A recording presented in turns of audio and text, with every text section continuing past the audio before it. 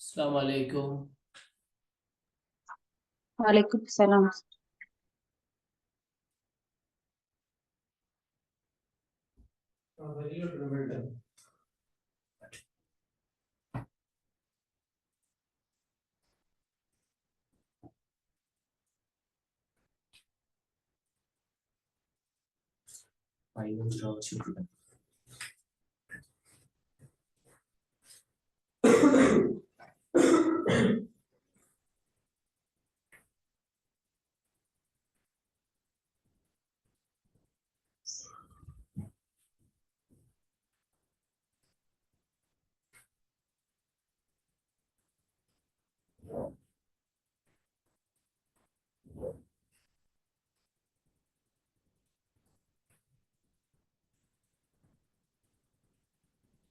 Okay, ஒரு 1 minute பார்க்க முடியல. இன்னும் ஜாயின் பண்ணாங்க இருக்காங்க பார்ப்போம்.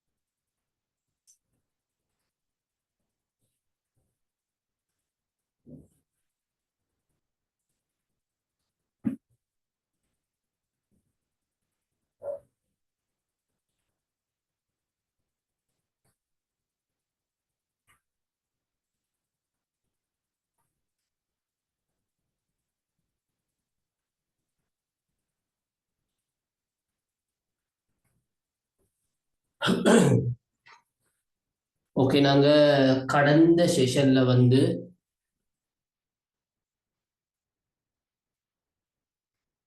லேர்னிங், குறிப்பாக மின்னணு கற்றல் சம்பந்தமாக கலந்துரையாடி இருந்தோம். இப்போது மின்னணு கற்றல் எண்மான கற்றலாக டிஜிட்டல் லேர்னிங் என்கின்ற வழிமுறைக்கு மாற்றப்பட்டிருக்கிறது என்று நாங்கள் கடந்த கிளாஸ்லேயே கலந்துரையாடி இருந்தோம். இனி நாங்கள் சந்திக்க போகின்ற செஷன்கள்ல இந்த எண்மான கற்றல் கற்பித்தல் செயற்பாடு தொடர்பான விடயங்களை தான் நாங்கள் கலந்துரையாடுவதற்கு இருக்கின்றோம். உண்மையிலேயே இது பிஜிடிஇ பாடத்துக்கு ஒரு கற்கையினருக்கு ஒரு புதிய பாடமாக, ஒரு புதிய விடயமாக உங்களுக்கு அறிமுகம் செய்யப்பட்டிருக்கிறது. எனவே இது தொடர்பாக பல எமது நாட்டில் பல கல்வி நிறுவனங்கள், அரசு சார்பற்ற கல்வி நிறுவனங்கள் இந்த பாடத்தை அறிமுகம் செய்திருக்கிறார்கள். அந்த வகையில் இந்த எபெக்ஸ் கேம்பஸ் கூடாகவும் இந்த பாடம் உங்களுக்கு அறிமுகம் செய்யப்பட்டிருக்கின்றது. இது தற்காலத்தில் நவீன கற்பித்தல் முறைகளை மாணவர்களுக்கு கையாள்வதற்கான ஒரு அடிப்படை பயிற்சியையும் அடிப்படை விளக்கத்தையும் இந்த பாடம் உங்களுக்கு கற்றுத்தரும், ஏற்படுத்தும் என்கின்ற நம்பிக்கையினை கொண்டு அந்த வகையில் நாங்கள் கடந்த செஷன்ல இந்த லேர்னிங் என்றால் என்ன, வகுப்பறைக்கு உள்ளேயும் வகுப்பறைக்கு வெளியேயும் இலத்திரனியல் சாதனங்களுக்கு ஊடாக இலத்திரனியல் சாதனங்களை பயன்படுத்தி கற்றல் நடவடிக்கைகளை மேற்கொள்வதைத்தான் நாங்கள் எலக்ட்ரானிக் லேர்னிங், லேர்னிங் என்று நாங்கள் அடையாளப்படுத்த பார்த்தோம். ஓரிரு தசாப்தங்களுக்கு முன்னர், 10-20 வருடங்களுக்கு முன்னர் கற்றல் கற்பித்தல் செயல்முறையின் போது குறிப்பாக பிரதானமாக நவீன சாதனங்கள் என்ற அடிப்படையில கணனி மற்றும் இணையதளம், இவைகள்தான் இந்த எலக்ட்ரானிக் லேர்னிங் என்று சொல்லப்படுகின்ற மின்னணு கற்றலுக்குரிய பிரதானமான சாதனங்களாக, வழிமுறைகளாக காணப்பட்டது. ஆனால் தற்போது நிலைமை மாறிவிட்டது.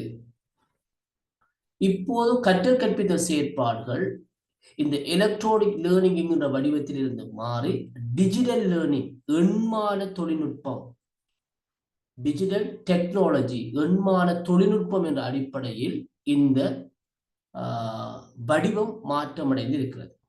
ஆகவே நாங்கள் இந்த லேர்னிங்குள்ள பார்க்க போகின்ற விடயங்கள் இந்த எண்மான தொழில்நுட்பத்தோடு தொடர்பான விடயங்களாகத்தான் இருக்கு. ரைட், அந்த வகையில நாங்கள் கடந்த செஷன்லேயும் சில முக்கியமான விடயங்களை பார்த்திருந்தோம். இன்றைய செஷன்லையும் அதோடைய தொடர்ச்சியான சில விடயங்களை நாங்கள் கலந்துரையாடுவதற்கு இருக்கின்றோம். நான் நினைக்கிறேன் இன்னும் எங்களுக்கு ஒரு 2 செஷன் தான் எங்களுக்கு இன்னும் ஒதுக்கப்பட்டிருக்குது. முடியுமாக இருந்தால் கூடுதலான விடயங்கள் இதுக்குள்ள நாங்கள் கலந்துரையாட இருக்கின்றோம். உங்களுக்கும் எக்ஸாமும் அதுக்குரிய டேட்டும் அறிவிக்கப்பட்டிருக்குன்னு நான் நினைக்கிறேன். என்ன எக்ஸாம் டேட் அறிவிக்கப்பட்டுட்டு தானே? ஓ சார். எஸ், அந்த டேட்டை போட்டிருந்தாங்க, நான் பார்த்தேன். ரைட், அப்போ இந்த மாதத்துக்குள்ளே இதை வந்து நிறைவு செய்ய வேண்டும் என்று அவங்க எதிர்பார்க்குறாங்க. அந்த அடிப்படையில் முடிஞ்ச வரைக்கும் நாங்கள் இந்த பாடத்தோடு தொடர்பான விடயங்களை நாங்கள் பார்க்கறதுக்கு இருக்கின்றோம். சரிதானே? இப்போ இது வந்து ஸ்லைட் பண்ணி அப்ப டீச்சிங் பிராக்டிஸ் எல்லாம் இதுக்கு எக்ஸாமுக்கு போறவா சார் நடக்கும்? அப்படித்தான் செய்வாங்க போல இருக்குது. அவங்க அப்படிதான் பிளான் பண்ணிருக்காங்க போல இருக்குது. நான் ஒஃபிஷியலா கேட்டுக்கொள்ளல, நான் கேட்க இல்லை, வந்தா கேட்டுக்கொள்றேன் நான். Okay sir. சரி, ஓகே, ரைட். அப்ப நாங்க ஸ்லைட் மாதிரி இல்லாமல் கொஞ்சம் நோட்ஸ் மாதிரி தான் நாங்கள் பார்த்துக்கொள்வோம். அது கொஞ்சம் நேரடி மொழிபெயர்ப்பு செய்த நோட்ஸாக காணப்படுது. அப்போ தேவையான விடயங்களை உங்களோட வசதிக்காக நீங்கள் நோட் பண்ணிக்கொள்ளுங்க. உங்களோட எக்ஸாமுக்கு உங்களுக்கு கடும் பிரயோசனமாக இருக்கும். ஓகே,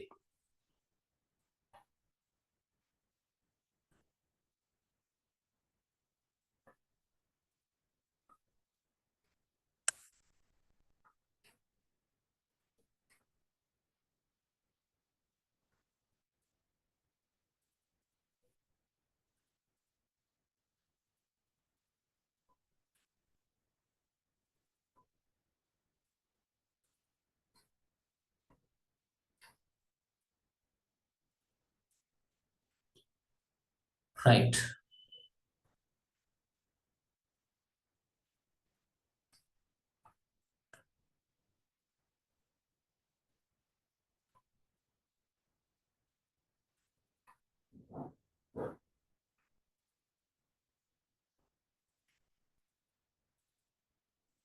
எழுத்துக்கள் தெளிவா விளங்குதா? ஓ சார். ஓகே. அப்ப நாங்கள் இன்றைக்கு பார்க்க போகின்ற பிரதானமான விஷயம் இந்த டிஜிட்டல் கல்வி முறையினுடைய தேவை. இந்த எண்மான தொழில்நுட்ப கல்வி முறையினுடைய தேவை சம்பந்தமாக நாங்கள் பார்க்க போகின்றோம். அதிகமான வாக்கியங்கள், சொற்கள் வந்து நேரடி மொழி மாற்றம் செய்யப்பட்டதுனால கொஞ்சம் சிரமமான சொற்களாக இருக்கும். முடிஞ்ச வரைக்கும் நாங்கள் அதை விளக்கப்படுத்த பார்ப்போமா? Okay, right. அப்ப டிஜிட்டல் கல்வியல் என்று சொல்றது, இப்ப நாங்க சொல்கின்ற எண்மான கற்றல் என்பது டிஜிட்டல் சூழல்ல, எண்மான சூழல்ல கற்றல் மற்றும் கற்றல் அனுபவங்களை மேம்படுத்துவதற்கும் மாற்றுவதற்கும் தொழில்நுட்பத்தை பயன்படுத்துறது என்பவற்றோடு தொடர்பான விடயங்களாக காணப்படுகின்றது. தற்காலத்துல பாடசாலை கல்வி மாத்திரம் அல்லாது பாடசாலைக்கு வெளியில் இடம்பெறுகின்ற கற்றல் கற்பித்தல் செயல்முறைகளின் போதும் இந்த டிஜிட்டல் கற்பித்தலானது மிக இன்றியமையாததாக காணப்படுகின்றது. பாடசாலை மட்டம், கல்லூரி மட்டம், பல்கலைக்கழக மட்டம் மாத்திரமல்லாது தனியார் கல்வி நிறுவனங்களில் கூட இன்று வந்து டிஜிட்டல் அடிப்படையிலான கற்பித்தல் செயற்பாடுகள் தான் இடம்பெற்று வருகின்றன. இந்த வகையில டிஜிட்டல் கற்றல் கற்பித்தல் செயற்பாடு, இந்த டிஜிட்டல் லேர்னிங் அண்ட் டீச்சிங் சொல்லப்படுகின்ற இந்த செயற்பாடு அதிகமாக பரவலாக பயன்படுத்துவதற்கான காரணங்கள் என்ன? மிக முக்கியமான ஒரு கற்பித்தல் வழிமுறையாக இந்த டிஜிட்டல் கற்றல் கற்பித்தல் செயல்முறை விளங்குவதற்கான காரணங்கள் என்னங்கிற முடியத்தை நாங்க இப்போது கொஞ்சம் பார்ப்போம். அதான் சொல்லுவதற்குள்ள ஒரு 1 minute வெயிட் பண்ணுங்கன்னா ஓகே.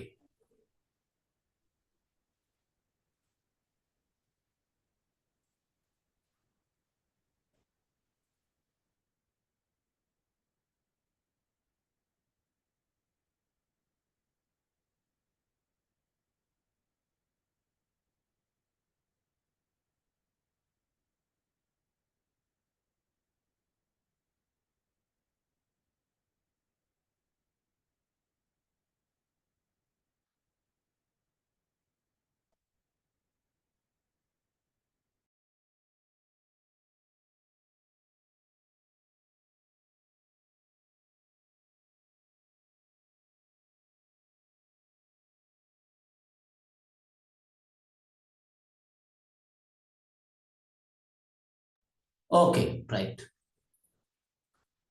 அப்ப இந்த டிஜிட்டல் கற்பித்தலானது இன்றியமையாததாக மிக முக்கியத்துவம் வாய்ந்ததாக இருப்பதற்கான காரணங்கள்ல முதலாவது காரணம் இந்த டிஜிட்டல் யுகத்தினுடைய பொருத்தம் சொல்றாங்க. இந்த டிஜிட்டல் யுகத்தினுடைய பொருத்தம், அதாவது நம்மளோட அன்றாட வாழ்க்கையில வந்து நாங்க தொழில்நுட்பத்துல பல்வேறு விடயங்கள்ல நாங்க தங்கி இருக்கின்றோம். தொழில்நுட்பத்தோடு தொடர்பான வகையில பல்வேறு விடயங்கள்ல தங்கி இருக்கின்றோம். அந்த வகையில நாங்க கல்வியிலையும் தொழில்நுட்பம் சார்ந்த விடயங்களில் நாங்கள் தங்கி காணப்படுகின்றோம். ஆகவே கற்றல் கற்பித்தல் செயற்பாட்டுக்கு கல்வி சார்ந்த விடயங்களுக்கு டிஜிட்டல் சார்ந்த கற்பித்தல் இன்றியமையாததாக இருக்கின்றது. ஏன்னு சொன்னால் நாங்கள் கல்வி எண்மான தொழில்நுட்பத்தின் மூலமாக டிஜிட்டல் அறிவினூடாக பெற்றால் மாத்திரம் சமூகத்தில் எங்களால வெற்றிகரமாக விடயங்களை எதிர்கொள்ள முடியும். காரணம், இப்ப உலகம் தொழில்நுட்பம் சார்ந்த உலகமாக இருக்கின்றது. தொழில்நுட்பம் எல்லா துறைகளிலையும் மனிதனுடைய அன்றாட வாழ்க்கையில இருந்து யுத்த களங்கள்ல யுத்தம் செய்வது வரைக்கும் தொழில்நுட்பத்துடைய செல்வாக்கு மேலோங்கி காணப்படுகின்றது. ஆகவே அந்த நிலையில நாங்க மரபு சார்ந்த முறையில கல்வி சார்ந்த நடவடிக்கையில் ஈடுபடுவோமாக இருந்தால் இந்த தொழில்நுட்ப யுகத்துல காணப்படுகின்ற சவால்கள் எங்களால வெற்றி கொள்ள முடியாது.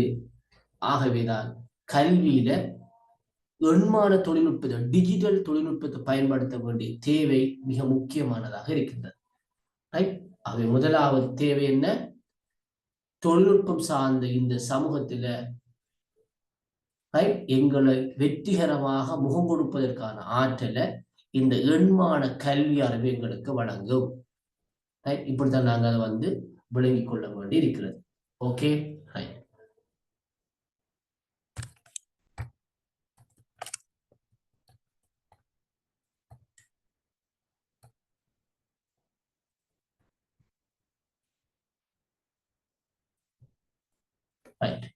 ரெண்டாவது நாங்க பார்க்கிறோம், ஒரு 1 மினிட் பிள்ளைகளா, இல்ல கீபோர்டு சில அப்செட் போகல.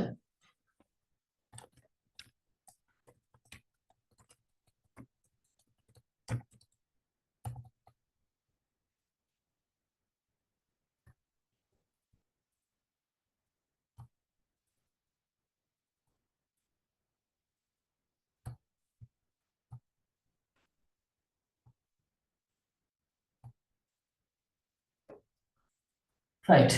ரெண்டாவது முக்கியத்துவம் பார்த்தோம்னா பலதரப்பட்ட கற்றல் வளங்களுக்கான அணுகல். ரைட். அதாவது நாங்கள் டிஜிட்டல் தளங்கள்ல இ புக்ஸ், மின் புத்தகங்கள், நிகழ்நிலை கற்கைகள், ஊடாடும் உருவப்படுத்தல்கள், வீடியோக்கள் மற்றும் மெய்நிகர் களப்பயணங்கள் உட்பட பரந்த அளவிலான கல்வி ஆதாரங்களுக்கான அணுகலை வழங்குகிறது. அதாவது நாங்க மரபு சார்ந்த கற்பித்தல் முறையில கற்றல் கற்பித்தல் செயற்பாடில் ஈடுபடுவோமாக இருந்தால் எங்களால நூல்களை மாத்திரம் பயன்படுத்தி தான் கற்கக்கூடியதாக இருக்கு.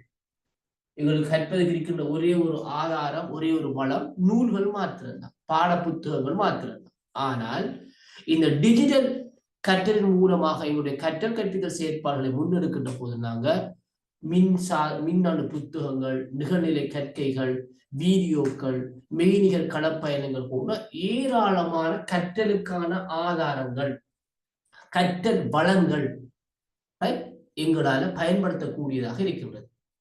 அப்ப மரபு சார்ந்த கற்றலை விட ஒரு பரந்த மிக பாரிய அளவிலான கற்றல் வளங்களை நாங்க பெற்றுக்கொள்ள வேண்டுமாக இருந்தா நாங்க இந்த டிஜிட்டல் கற்றல் கற்பித்தல் செயற்பாடுகளை வந்து நாங்கள் பயன்படுத்த வேண்டி இருக்கின்றது. அந்த வகையிலையும் இந்த டிஜிட்டல் கற்றல் செயற்பாடு முக்கியத்துவம் வாய்ந்ததாக இருக்கின்றது.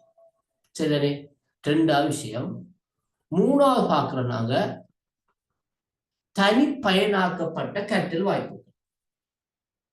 அதாவது நாங்கள் டிஜிட்டல் கருவிகள் மற்றும் தளங்கள் தகவமைப்பு கற்றல் அனுபவங்களை அனுமதிக்கின்றன.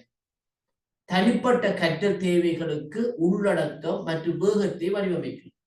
இப்ப யார் கற்கிறாரோ அவர் என்ன வேகத்தில் கற்க வேணும், எப்போது கற்க வேணும், எப்படி கற்க வேணும்ங்கிறத அவரே தீர்மானித்துக் கொள்ளலாம். ஒரு விடயத்தை 2-3 தடவைகள் திரும்ப திரும்ப நாங்க அறிந்து கற்றவங்களோட தேவை ஏற்படுமாக இருந்தா அதை நாங்க இந்த டிஜிட்டல் கற்றல் மூலமாக மிக இலகுவா செய்யலாம். ஆனா சாதாரண மரபு சார்ந்த வகுப்பறைகள்ல மரபு சார்ந்த கற்றல் செயற்பாடுகள்ல அவ்வாறுங்களால கற்க முடியாது. கற்பவருடைய வேகத்துக்கு ஏற்ப கற்றலை வடிவமைக்க முடியாது. ஆனால் இந்த எண்மான தொழில்நுட்ப சாதனங்களின் ஊடாக பயன்படுத்தி நாங்கள் கற்றல் செயற்பாடுகளில் ஈடுபடுகின்ற போது கற்பவர் தன்னுடைய வேகத்துக்கு ஏற்ப, தனது அனுபவத்துக்கு ஏற்ப, தனது விருப்பத்துக்கு ஏற்ப அந்த வேகத்தை வடிவமைக்கலாம். கற்கின்ற பாணிகளை, கற்கின்ற திறன்களை உருவாக்கி கொள்ளலாம். அப்ப ஒவ்வொரு தனிப்பட்டவரும் தனது வசதிக்கு ஏற்ப, தனது விருத்திக்கு ஏற்ப, தனது விருப்பத்துக்கு ஏற்ப, தனது திறனுக்கு ஏற்ப கற்றல் செயற்பாடுகளை ஒழுங்குபடுத்தக்கூடியதாக இருப்பது 3வது முக்கியத்துவமாக இருக்கின்றது. அப்ப இந்த எண்மான தொழில்நுட்ப கற்றலுடைய முக்கியத்துவத்தை பார்த்து கொண்டு வரக்குள்ள இது 3வது விஷயமாக எங்களால அடையாளப்படுத்தக்கூடியதாக இருக்கின்றது. முக்கியமான விஷயம் என்று பார்த்தோம்னா, 4வது முக்கியமான முக்கியத்துவம் என்று பார்த்தோம்னா செயலில் கற்றலின் வசதி.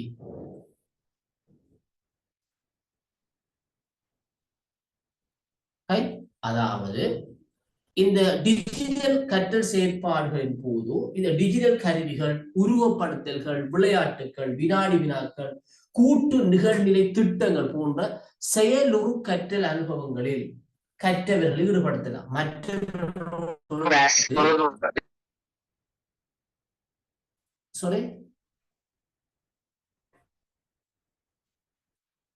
யாருடைய மைக்ரோஃபோன் ஒண்ணா இருந்துச்சு. Okay, right. அவர் மற்றவர்களோட எங்களோட இணைந்து கற்கின்ற ஏனைய மாணவர்களோட இணைந்து செயற்பாட்டில் ஈடுபட்டு கற்பதற்கான அனுபவங்களை இந்த எண்மான தொழில்நுட்பங்களின் ஊடான, எண்மான தொழில்நுட்ப சாதனங்களின் ஊடான கற்றல் ஏற்படுத்தி கொடுக்கிறது. இது ஒரு ஆழமான புரிதலையும் கருத்துக்களை தக்க வைப்பதையும் ஊக்குவிக்கிறது. அப்ப நாங்க மற்றவர்களோடு இணைந்து கற்கின்ற போது நாங்க கலந்துரையாடுவோம், சந்தேகங்களை தீர்த்துக் கொள்வோம், எங்களோட கருத்துக்களை முன்வைப்போம், அவர்களுடைய கருத்துக்களை வியாக்கியானம் விவாதம் செய்வோம். இதன் ஊடாக ஒரு செயலில் ஈடுபட்டு கற்கின்ற ஒரு புதிய அனுபவம் கிடைக்கக்கூடியதாக இருக்கின்றது. இது 4வது முக்கியத்துவமாக காணப்படும். சரியோ? ஓகே, அடுத்ததாக நாங்க பார்க்கிறோம் மேம்படுத்தப்பட்ட ஒத்துழைப்பு மற்றும் தொடர்பு. 5வது முக்கியத்துவம் மேம்படுத்தப்பட்ட ஒத்துழைப்பு மற்றும் தொடர்பு. அப்ப டிஜிட்டல் தொழில்நுட்பங்கள் பௌதிக வகுப்பறைகள்ல எல்லைகளுக்கு அப்பால, 4 சுவர்களுக்கு அப்பால தொடர்புகளையும் ஒத்துழைப்புகளையும் உருவாக்குகின்றன, எளிதாக்குகின்றன. என்ன இப்ப பாருங்க, நாங்க எண்மான தொழில்நுட்ப சாதனங்களின் ஊடாகத்தான் நாங்க இப்பவும் நீங்களும் நானும் கற்றல் கல்வி செயற்பாடுகள் ஈடுபடுறோம். எனது ஊர் நான் எங்கேயோ ஒரு இடத்துல இருக்கின்றேன், அமீரா ஒரு ஊர்ல இருக்கிறா, திலக்ஷன் இன்னொரு ஊர்ல இருக்கிறா, நசூஹா இன்னொரு ஊர்ல இருப்பா போது ஒவ்வொருவரும் ஒவ்வொரு ஊர்ல இருப்பீங்க, ஒவ்வொரு பிரதேசங்கள்ல இருப்பீங்க. அப்ப வகுப்பறைகளுக்குள்ள ஒரு 4 சுவர்களுக்குள்ள மட்டும் நாங்க நின்று கொண்டு கற்றல் கற்பித்தல் செயற்பாடுகள் ஈடுபடுறது, ஒத்துழைப்புகளை வழங்குறது இப்போது சில நேரங்கள்ல நாடுகளை தாண்டி சர்வதேச ரீதியான எல்லைகளை தாண்டி கூட கற்றல் கற்பித்தல் செயற்பாடுகள்ல ஒத்துழைப்புகளை பெற்றுக்கொள்ளக்கூடிய சூழலை உருவாக்குறது. சில சர்வதேச கற்கினர்களை பார்க்கின்ற போது இந்தியாவில இருக்கின்ற, மலேசியாவில் இருக்கின்ற, சிங்கப்பூர்ல இருக்கின்ற, ஸ்ரீலங்காவில் இருக்கின்ற பல மாணவர்கள் ஒன்றாக இணைந்து கற்கிறார். ஆகவே கற்றலின் போது அவர்களுக்கு இடையிலான ஒத்துழைப்பு விவாதங்கள் உருவாக்கப்படும். குழு செயற்திட்டங்கள் அவங்க எல்லோரும் இணைந்து ஈடுபடுகின்றார். ஆகவே இது மேம்படுத்தப்பட்ட ஒத்துழைப்பு வசதியாக காணப்படுகின்றது. 1 minute.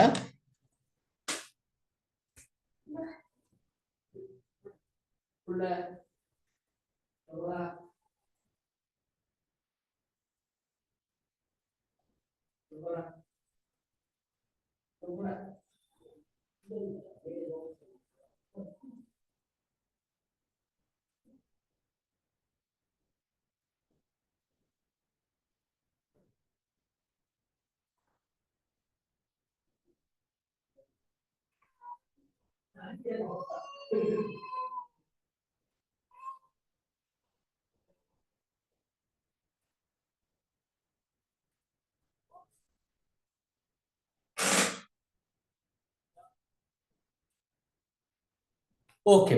Okay right. அப்ப இந்த எண்மான தொழில்நுட்பத்தின் ஊடான கற்றல் செயல்முறையின் போது கற்கின்றவர்களுக்கு இடையிலான ஒத்துழைப்பு மிகவும் மேம்படுத்தப்பட்டதாகவும் பரவலாக்கப்பட்டதாகவும் காணப்படுறதும் ஒரு முக்கியத்துவம். ரைட். அப்ப மரபுசார் கற்றல்ல ஈடுபடுகின்ற மாணவர்கள் 4 சுவருக்குள்ள ஒரு குறிப்பிட்ட வகுப்பறைக்குள்ள கற்றல் செயல்முறையில் ஈடுபடுகின்ற போது பெரும்பாலும் அவர்களுடைய அனுபவங்கள் கருத்துக்கள் எல்லாம் ஏறத்தாழ ஒரே மாதிரியாக இருக்கு. ஆனா இந்த எண்மான தொழில்நுட்ப கற்றலின் ஊடாக மாணவர்கள் குழுவாக குழுச்செயல்கள்ல ஈடுபடுகின்ற போது அவருடைய கருத்துக்கள் நாடுகளை தாண்டி சர்வதேச ரீதியான அனுபவங்களோடு மாறுபட்ட கருத்துக்களோடு காணப்படுவது ஒரு முக்கியத்துவம் வாய்ந்ததாக இருக்கின்றது. ஓகே, 6வது விஷயத்தை நாங்க பார்க்கிறோம். டிஜிட்டல் கற்பித்தல்ல ஒத்திசைவற்ற கற்றல். அதாவது ஒருவருக்கு ஒருவர் வேறுபட்ட வேகம், வேறுபட்ட அளவு, வேறுபட்ட வழிமுறை, அதோட தொலைநிலை கற்றல் விருப்பங்கள் உட்பட நெகிழ்வான கற்றல் ஏற்பாடுகளை நெகிழ்வுத்தன்மை மற்றும் அணுகல் தன்மை போன்றவற்றினூடாக நாங்கள் செயற்படுத்திக் கொள்ளலாம்.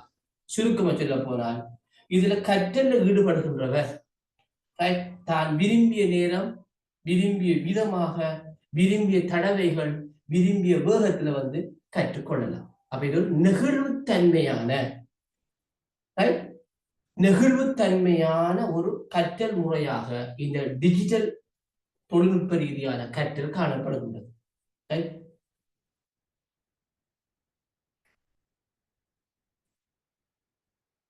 ஒருவருடைய வசதிக்கு ஏற்ப, அவர் விரும்புகின்ற நேரத்துக்கு ஏற்ப, விரும்புகிற வழிமுறைகளுக்கு ஊடாக அவர் கற்றுக்கொள்வதற்கான சந்தர்ப்பத்தை இந்த எண்மான தொழில்நுட்பத்தின் ஊடான கற்றல் வழங்குகின்றது.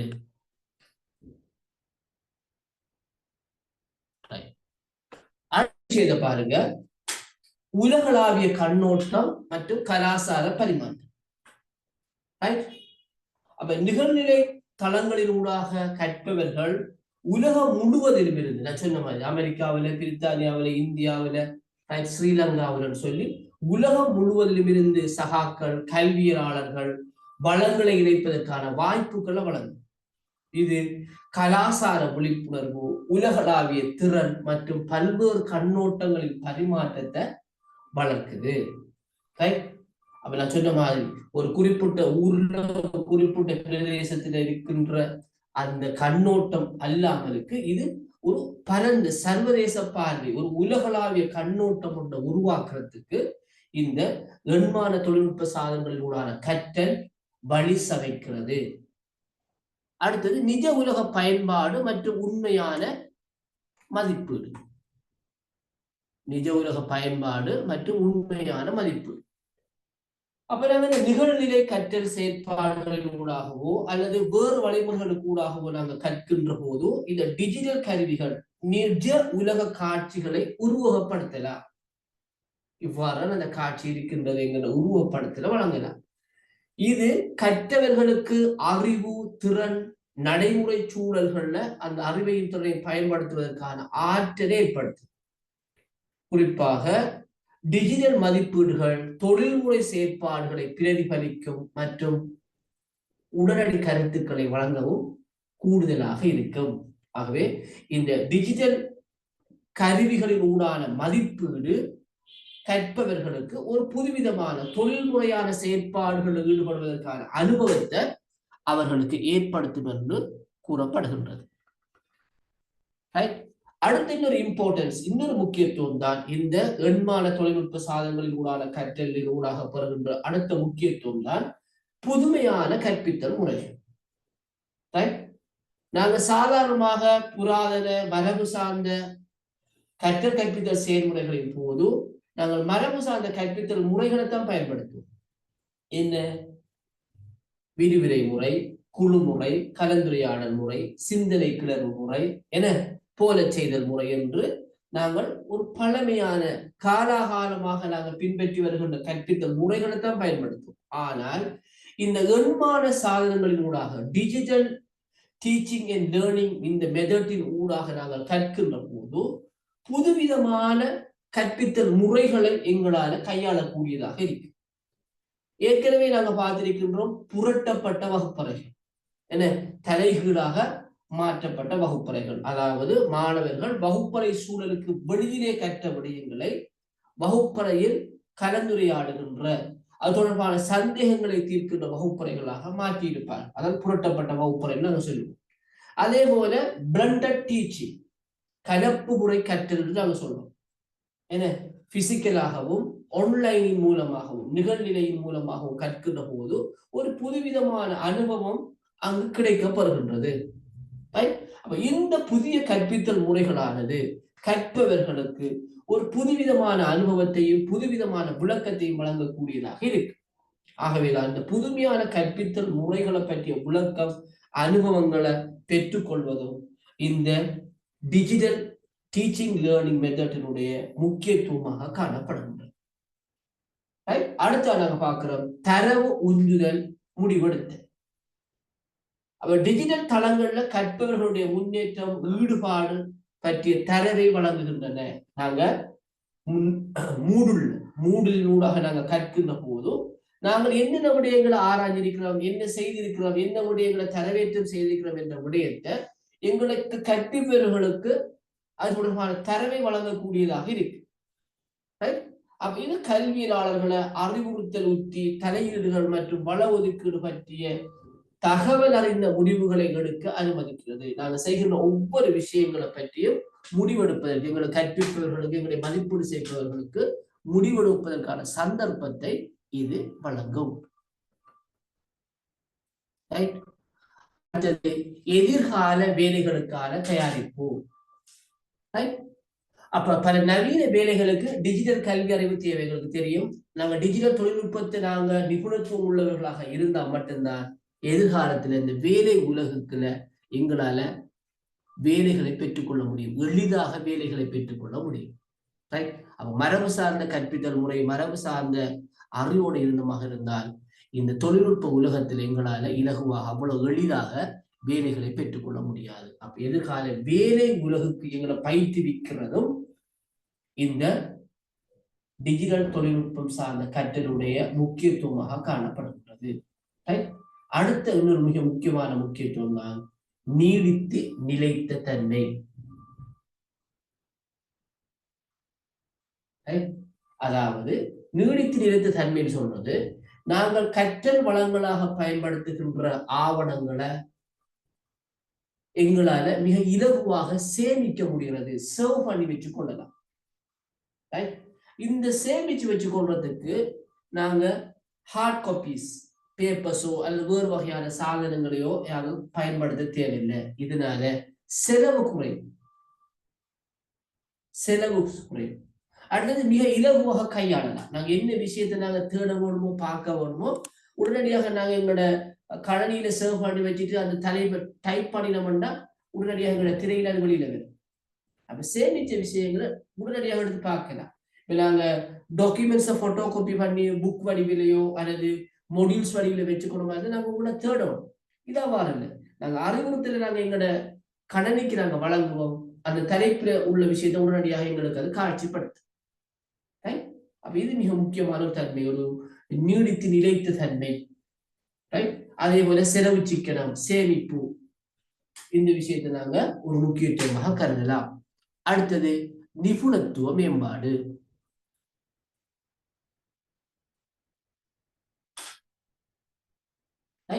அதாவது இந்த டிஜிட்டல் கற்பித்தலானது, டிஜிட்டல் லேர்னிங் அண்ட் டீச்சிங் என்கிற இந்த மெத்தட் ஆனது தொழில்முறை மேம்பாட்டை ஊக்குவிக்கிறது.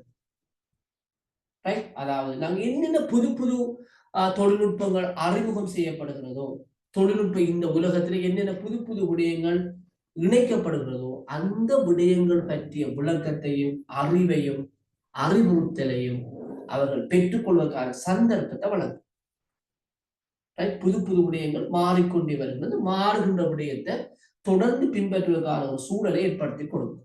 அதனால அவங்க நிபுணத்துவம் ரீதியானவர்களாக இந்த எண்மான தொழில்நுட்ப சாதனை நிபுணத்துவ அறிவுள்ளவர்களாக அவங்க மாற்றப்படுவார்கள். சரியோ? ஓகே. அடுத்த விஷயம் தான் இடையூறுகளை எதிர்கொள்வதில் பின்னடைவு. என்ன இடையூறு ஏற்பட்டாலும் அதை எங்களால் என்ன செய்யலாம்? இலகுவாக தீர்த்து கொள்ளலாம். எங்கள் பாடசாலையில வெள்ள அனர்த்தம், இயற்கை அனர்த்தம் அல்லது நோய் தொற்று, அல்லது நாங்கள் கற்கின்ற இடத்துக்கு செல்ல முடியாத ஒரு சூழல், இதற்காக நாங்க என்ன செய்ய தேவையில்லை? எங்களோட கற்றல் கற்பித்தல் நடவடிக்கைகளை நாங்க கைவிட தேவையில்லை. எவ்வாறான இடர்பாட்டுல எவ்வாறான ஒரு கடினமான ஒரு சூழல்ல இருந்தாலும் நாங்கள் எங்களுடைய கற்றல் செயற்பாடுகளை தொடர்வதற்கான ஒரு சந்தர்ப்பத்தை சூழலை இந்த எண்மான தொழில்நுட்ப சாதனங்களில் ஊடான கற்றல் கற்பித்தல் செயல்முறையானது எங்களுக்கு வழங்கும். அது அடுத்த முக்கியத்துவமானதாக காணப்படுகின்றது. அப்ப ஒட்டுமொத்தமாக நாங்க பார்க்கக்குள்ள இந்த டிஜிட்டல் கற்பித்தலானது எண்மான தொழில்நுட்பத்தினூடான கற்பித்தலானது வேகமாக வளர்ந்து வருகின்றது. தொழில்நுட்பத்தால் இயக்கப்படுற இந்த உலகத்துல வெற்றி பெற தேவையான திறன்கள், அறிவு, அனுபவம் போன்றவர்களோட இந்த எண்மான தொழில்நுட்ப கற்பவர்களை இணைக்கிறது. விளங்கிட்டோம்? அப்ப இந்த காரணிகளால இந்த எண்மான தொழில்நுட்ப கற்றல் கற்பித்தல் செயல்முறையானது முக்கியத்துவம் வாய்ந்ததாக காணப்படுகின்றது. இத தமிழ் பதங்கள் கொஞ்சம் கடினமானதாக தரப்படுது. அது நேரடியாக ஆங்கிலத்திலிருந்து அவ்வாறு மொழிபெயர்த்தது.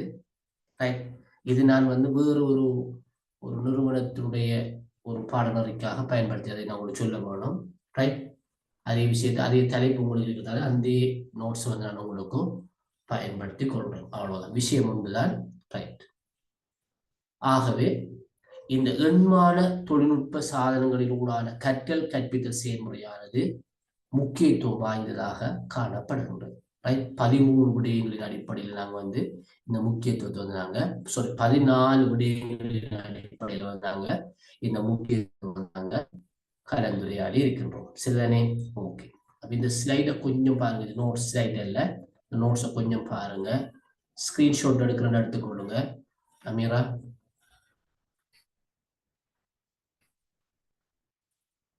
Okay sir.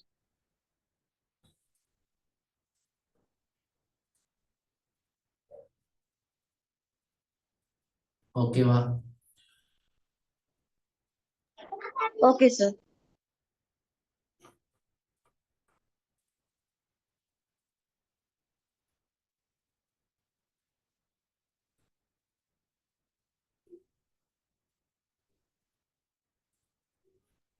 Okay sir.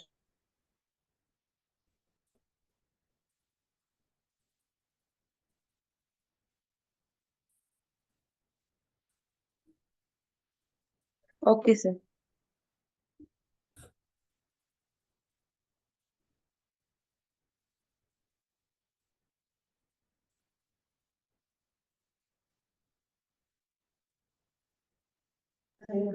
Okay sir.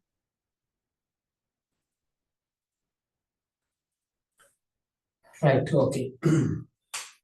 அப்ப நாங்க இதுவரைக்கும் பார்த்த விஷயம் எண்மான தொழில்நுட்ப சாதனங்களூடான கற்றல் கற்பித்தல் செயல்முறையுடைய முக்கியத்துவம், அவசியம்.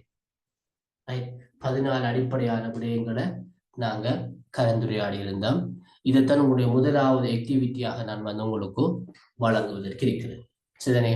ஓகே. உங்களோட பார்வையில இந்த எண்மான கற்றல் கற்பித்தல், டிஜிட்டல் டீச்சிங் அண்ட் லேர்னிங், எண்மான கற்றல் கற்பித்தல் செயல்முறையுடைய முக்கியத்துவம் என்ன? எண்மான கற்றல் கற்பித்தல் செயல்முறையானது முக்கியத்துவம் வாய்ந்தது தற்போதைக்கு என்கிறத நீங்க எப்படி நிரூபிப்பீங்க? என்ன காரணம்? கேள்வி விளங்கிட்டா? எண்மான தொழில்நுட்ப சாதனங்களான கற்றல் கற்பித்தல் செயல்முறையினுடைய முக்கியத்துவம் அல்லது அவசியம். இதுல 14 விஷயங்கள் தந்திருக்கிறேன். உங்களால எந்த விஷயத்தை நீங்க விளங்கி அது சம்பந்தமான கருத்துக்களை சொல்ல முடியுமோ அந்த விடயங்களை சொல்லுவோம். 16 சொல்ல வேணுங்கிற அவசியம் இல்லை. சரியோ? ஓகே. அப்ப 4 பேர் இருக்கிறீங்க. அமீரா, திலக்ஷன், திலக்ஷனி, சகுந்தினி, ஞானசேகரம். 4 பேர் இங்க. இன்னொரு நசுஹா வந்து அவுட் ஆயிட்டா, தெரியல. லைன் பிரச்சனையோ தெரியல. ஓகே. அப்போ ஒரு 15 மினிட்ஸ் எடுத்துக்கொள்ளுங்க பிள்ளைகள். எண்மான தொழில்நுட்ப சாதனங்களினூடான கற்றல் கற்பித்தல் செயற்பாட்டினுடைய முக்கியத்துவம், அவசியம். ஓகேவா? Okay sir.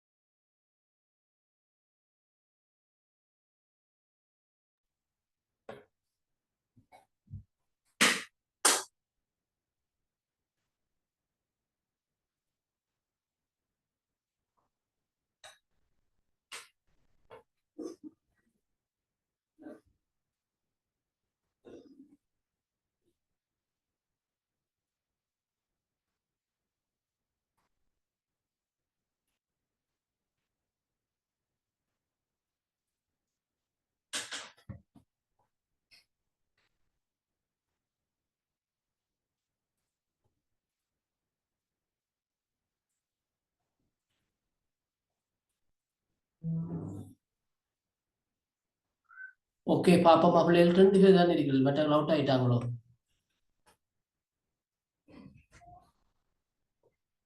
அமீரா, திலக்ஷனி, நம்மளோட பழைய 2 பேர் தான் இருக்கிறீர்கள். புதுசா 2 பேர் வந்திருந்தாங்க, ஆக்களை காண இல்லை.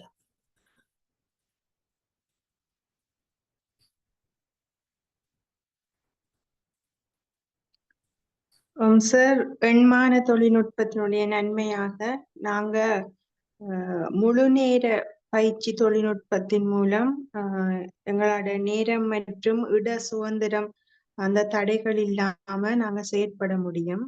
மற்றும் அறிவு சார்ந்த பயன்பாடுகள், மொழி பயன்பாடு, இணையதள பாவனை, அந்த வீடியோ படங்கள் போன்றவற்றை உள்நோக்காக கொண்ட அனுபவங்களை மேம்படுத்தி கொள்ள முடியும். அடுத்தது தொழில்நுட்ப உதவியுடன் வேகமாக எங்களால பல்வகை விளக்கங்கள், வீடியோக்கள், கேள்வி பதிகள் போன்றவற்றுடன் தொடர்பு பட்டிருக்க முடியும். அடுத்தது உலகளாவிய அணுகல் தொழில்நுட்பம். நாங்க உலகத்துல எந்த மூலையில இருந்தாலும் அதை பயன்படுத்தி அறிந்து செயற்பட முடியும்.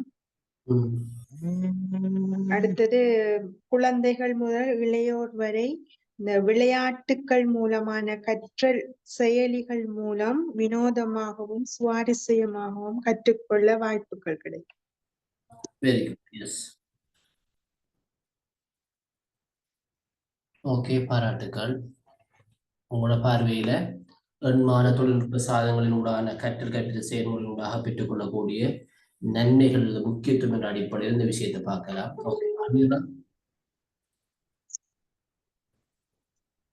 எண்மான கற்றல் கற்பித்தல முக்கியத்துவத்தை நாங்க நோக்கினோம்னு சொன்னா, டிஜிட்டல் கல்வி முறை என்பது இன்றைய காலகட்டத்தினை பொறுத்தவரையில் ஒரு புதிய பாதையை நோக்கி நகர்ந்துள்ளது என்றே கூற வேண்டும். இது பாரம்பரிய வகுப்பறை கற்றலை மீறி தொழில்நுட்பத்தை பயன்படுத்தி கற்றல் அனுபவத்தை மேம்படுத்துகின்றது. இன்றைய கால சூழ்நிலையை பொறுத்தவரையில் கல்வி என்பது எல்லோருக்கும் மிக அவசியமான ஒன்றாக காணப்படுகின்றது. டிஜிட்டல் முறையானது கல்விக்கு பாரிய உதவியாக காணப்படுகின்றது. எப்போது வேண்டுமானாலும் எங்கிருந்தாலும் கற்கக்கூடிய சூழ்நிலை இன்று டிஜிட்டல் முறை மூலம், அதாவது எண்மான கற்றல் முறை மூலம் நமக்கு காணப்படுகின்றது. அதாவது ஆரம்ப காலத்தை நாங்க நோக்கினோம்னு சொன்னா, கல்வி கற்க வெளிநாடு பல்கலைக்கழகங்களுக்கு சென்றே தமது உயர்கல்வியை தொடர்வதற்கான சந்தர்ப்பம் இருந்தது. ஆனால் இன்று டிஜிட்டல் கல்வி முறை மூலம் தமது நாட்டில் இருந்து கொண்டே கற்கக்கூடிய ஒரு சூழ்நிலை உருவாகியுள்ளது. இது ஆசிரியர் மாணவர் தொடர்பினை மேலும் வலுப்படுத்துகின்றது. பாடசாலை நேரம் தவிர்ந்த ஏனைய வேலைகளிலும் ஆசிரியர் தொடர்பு கொண்டு கல்வியை தொடரக்கூடிய ஒரு சூழ்நிலை மாணவர்களுக்கு காணப்படுகின்றது. அது மட்டுமன்றி எண்ணற்ற கல்வி வளங்களை இணையத்திலிருந்து பெறலாம். இதனால் ஆசிரியர் மாணவர்கள் வகுப்பறை பாட புத்தக கற்றலிலிருந்து விலகி புதிய விடயங்களை அறிந்து கொள்ளக்கூடிய நிலை காணப்படுகின்றது. இன்றைய வேலை உலகிற்கு டிஜிட்டல் முறை பெரும் முக்கியத்துவம் வாய்ந்ததாக காணப்படுகின்றது. பல்வேறுபட்ட தொழில் வாய்ப்புக்கான சந்தர்ப்பத்தினை இது கொண்டுள்ளது. இது கற்றல் விடயங்கள் மட்டுமல்லாது ஏனைய விளையாட்டு, திறன் மேம்பாடு போன்றவற்றிலும் உதவியாக உள்ளது. குறிப்பாக இன்று பாடசாலைகளில் எந்த விதமான டேட்டாக்களையும் இந்த டிஜிட்டல் முறை மூலமே சர்வ் பண்ணக்கூடிய ஒரு நிலை இன்று எங்களுக்கு காணக்கூடியதா உள்ளது. பாரம்பரியத்தின் தாண்டி இன்று அனைத்தும் டிஜிட்டல் மயமாக்கப்பட்டிருப்பது இதன் முக்கியத்துவமாக எங்களுக்கு கொள்ளலாம். Thank you sir. Okay madam, okay, பாராட்டுக்கலாம். Okay, right. அப்ப நாங்க அடுத்த விடயத்துக்கு போறோம். இந்த கற்றல் கற்பித்தல் செயல்முறையில இந்த டிஜிட்டல் வளங்களை, பொருத்தமான டிஜிட்டல் வளங்களை நாங்க எவ்வாறு கண்டறியலாம்? ரைட். பொருத்தமான வளங்களை எவ்வாறு நாங்கள் எங்களுடைய கற்பித்தல் செயல்முறையோடு நாங்கள் இணைத்துக் கொள்ளலாம்ங்கிற விடயத்தை நாங்க பார்க்கின்ற போதும், ரைட், கற்றல் கற்பித்தல் செயற்பாட்டுல டிஜிட்டல் வளங்களை கண்டறிகிறது, கற்றல் அனுபவத்தை மேம்படுத்தக்கூடிய வகையில பொருத்தமான கருவிகளை, பொருட்களை, தளங்களை தேர்ந்தெடுக்கிறது என்பது தற்போது மிக முக்கியத்துவம் வாய்ந்ததாக இருக்கிறது. காரணம், இந்த டிஜிட்டல் சாதனங்களை, டிஜிட்டல் தொழில்நுட்பத்தை கற்றலுக்கு பயன்படுத்துகின்ற போதும் அதை நன்மை பயக்கக்கூடிய விதத்துல கையாள வேண்டியது அவசியமானதாக இருக்கின்றது. ஆகவே அந்த வகையில தான் டிஜிட்டல் வளங்களை திறம்பட கண்டறிந்து இணைப்பதற்காக பின்பற்ற வேண்டிய சில படிமுறைகள் அல்லது சில வழிமுறைகள் உங்களுக்கு அடையாளப்படுத்தப்பட்டிருக்கிறது. எவ்வாறு பொருத்தமான டிஜிட்டல் வளங்களை வந்து நாங்க தெரிவு செய்யறது, கண்டறிஞ்சு கொள்றதுங்கிற விடயத்தை தான் நாங்கள் பார்க்க போறோம். அப்ப முதலாவது விஷயத்தை நாங்க பார்க்கின்ற போது கற்றல் நோக்கங்களை வரையறுக்க. நாங்கள் கற்றல் கற்பித்தல் செயல்முறையில் ஈடுபடுகின்ற போது எந்த நோக்கத்தை அடைந்து கொள்வதற்காக நாங்கள் இந்த கற்றல் கற்பித்தல் செயல்முறையில் ஈடுபடுகிறோமோ அந்த கல்வி நோக்கங்களோட இலக்குகளோட ஒத்து செல்லக்கூடிய ஆதாரங்களை தான் நாங்க கண்டறிய வரும். எங்களுக்கு அவசியம் இல்லாத அல்லது எங்களுக்கு பொருத்தம் இல்லாத சாதனங்களை வளங்களை வந்து நாங்க பயன்படுத்துவது எங்களுக்கு நன்மை பயக்க மாட்டாது. ஆகவேதான் பாடம் அல்லது பாடத்துக்கான கற்றல் நோக்கங்களையும் விளைவுகளையும் தெளிவாக வரையறுப்பதன் மூலம் தொடங்கவும், குறிப்பிட்ட கல்வி இலக்குகளுடன் ஒத்து செல்லக்கூடிய ஆதாரங்களை கண்டறிவது நம்ம முதல்ல கவனம் செலுத்தப்படும். எங்களோட கல்வி நோக்கத்தை இந்த சாதனத்தை இந்த வளத்தை பயன்படுத்தி எங்களுடைய கற்றலை மேற்கொண்டால் நாங்கள் அடைய முடியுமா என்பதை நாங்கள் முதலாவது தீர்மானிச்சு கொள்ள வேண்டும். அப்ப அதுக்கு நாங்கள் முதல் செய்ய வேண்டிய வேலை, இந்த சாதனத்தை நாங்கள் பயன்படுத்தி கற்பதுங்கிறதுக்காக முதலாவது நாங்கள் கற்ற நோக்கங்களை வந்து நாங்கள் வரையறுக்க வேணும். இரண்டாவது, எங்களோட வியூவர்ஸ் பார்வையாளர்களை வந்து நாங்கள் அறிஞ்சு கொள்ள வேணும். ரைட், நாங்க யாருக்கு கற்பிக்கிறோமோ அந்த கற்பவர்களுடைய தேவைகள், விருப்பங்கள், திறன்கள் என்பன கருத்தில் கொள்ளப்பட வேண்டும். குறிப்பாக ஒவ்வொரு வயது குழுக்கள், கல்வி பின்னணிகள் மற்றும் கற்றல் பாணிகள் பல்வேறு வகையான டிஜிட்டல் வளங்களிலிருந்து பயனடையலாம். அப்ப எந்த தரத்தை, எந்த வயது எல்லைய, எந்த வகுப்பு மட்டத்தை சேர்ந்த மாணவர்களுக்கு நாங்க கற்பிக்கிறோம், அவர்களால இந்த வளத்தை பயன்படுத்த இயலுமா, அவங்களுடைய தேவை, விருப்பம், எதிர்பார்ப்பை இந்த வளங்களினூடாக பூர்த்தி செய்ய முடியுமா என்பதை வந்து நாங்க அறிஞ்சு கொள்ள வேணும். ஆகவேதான் நாங்க யாருக்கு கற்பிக்க போகிறோம், யார் எங்களோட வியூவர்ஸ் பார்வையாளர்கள் யாரு என்கிறது வந்து நாங்க தீர்மானிச்சு கொள்ள வேணும்.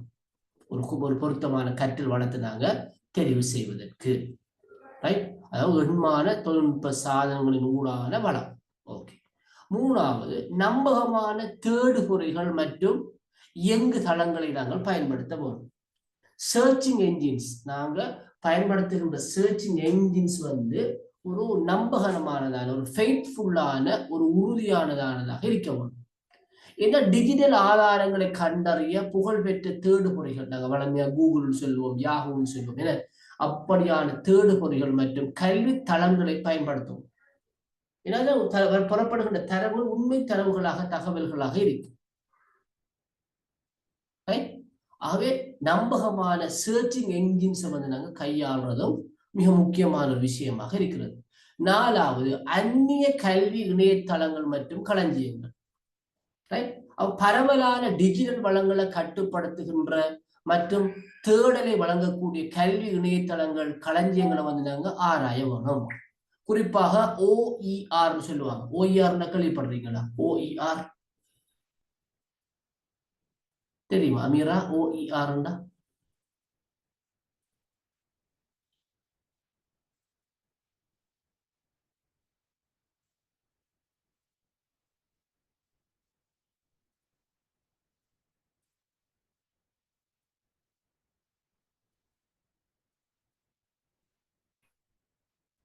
OER கேள்விப்படலையா?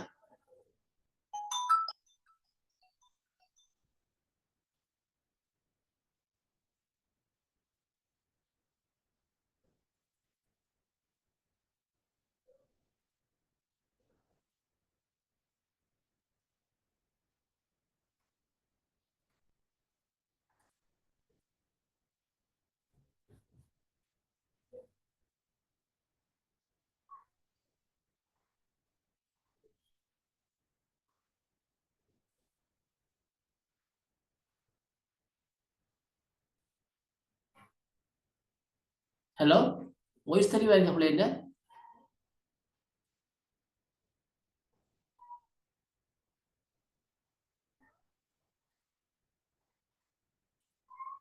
ஒன் மினிட்டா?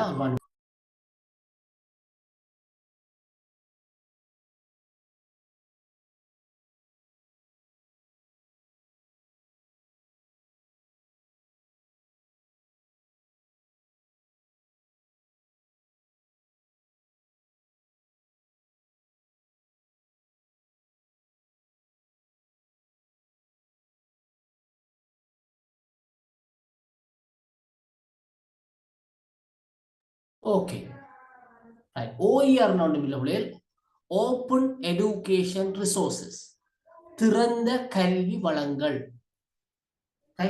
திறந்த கல்வி வளங்கள்.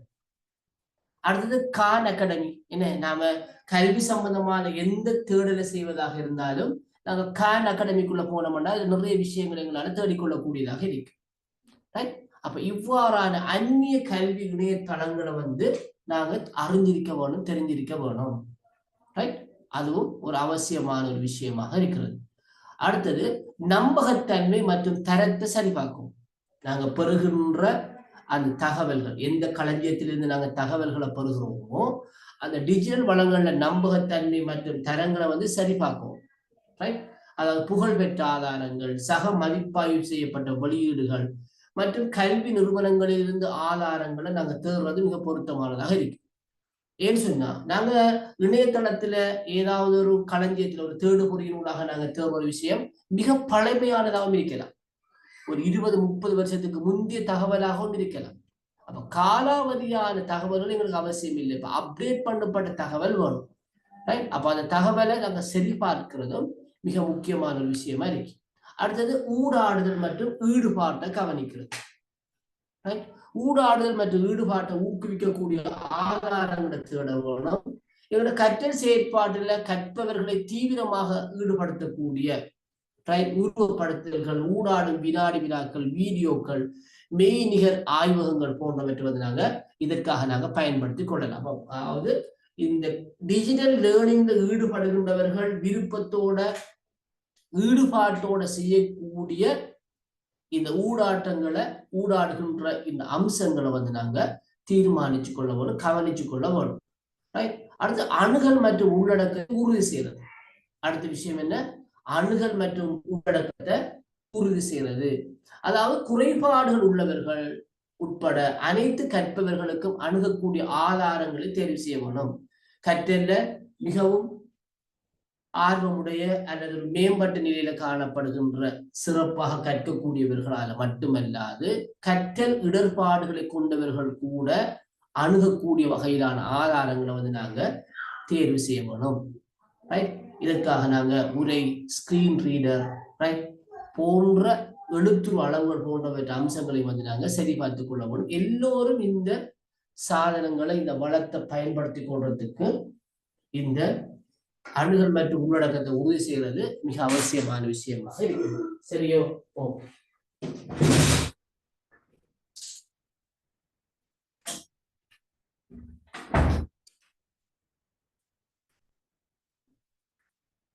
அடுத்ததுதான் பதிப்புரிமை மற்றும் உரிமத்தை மதிப்புள்ளது.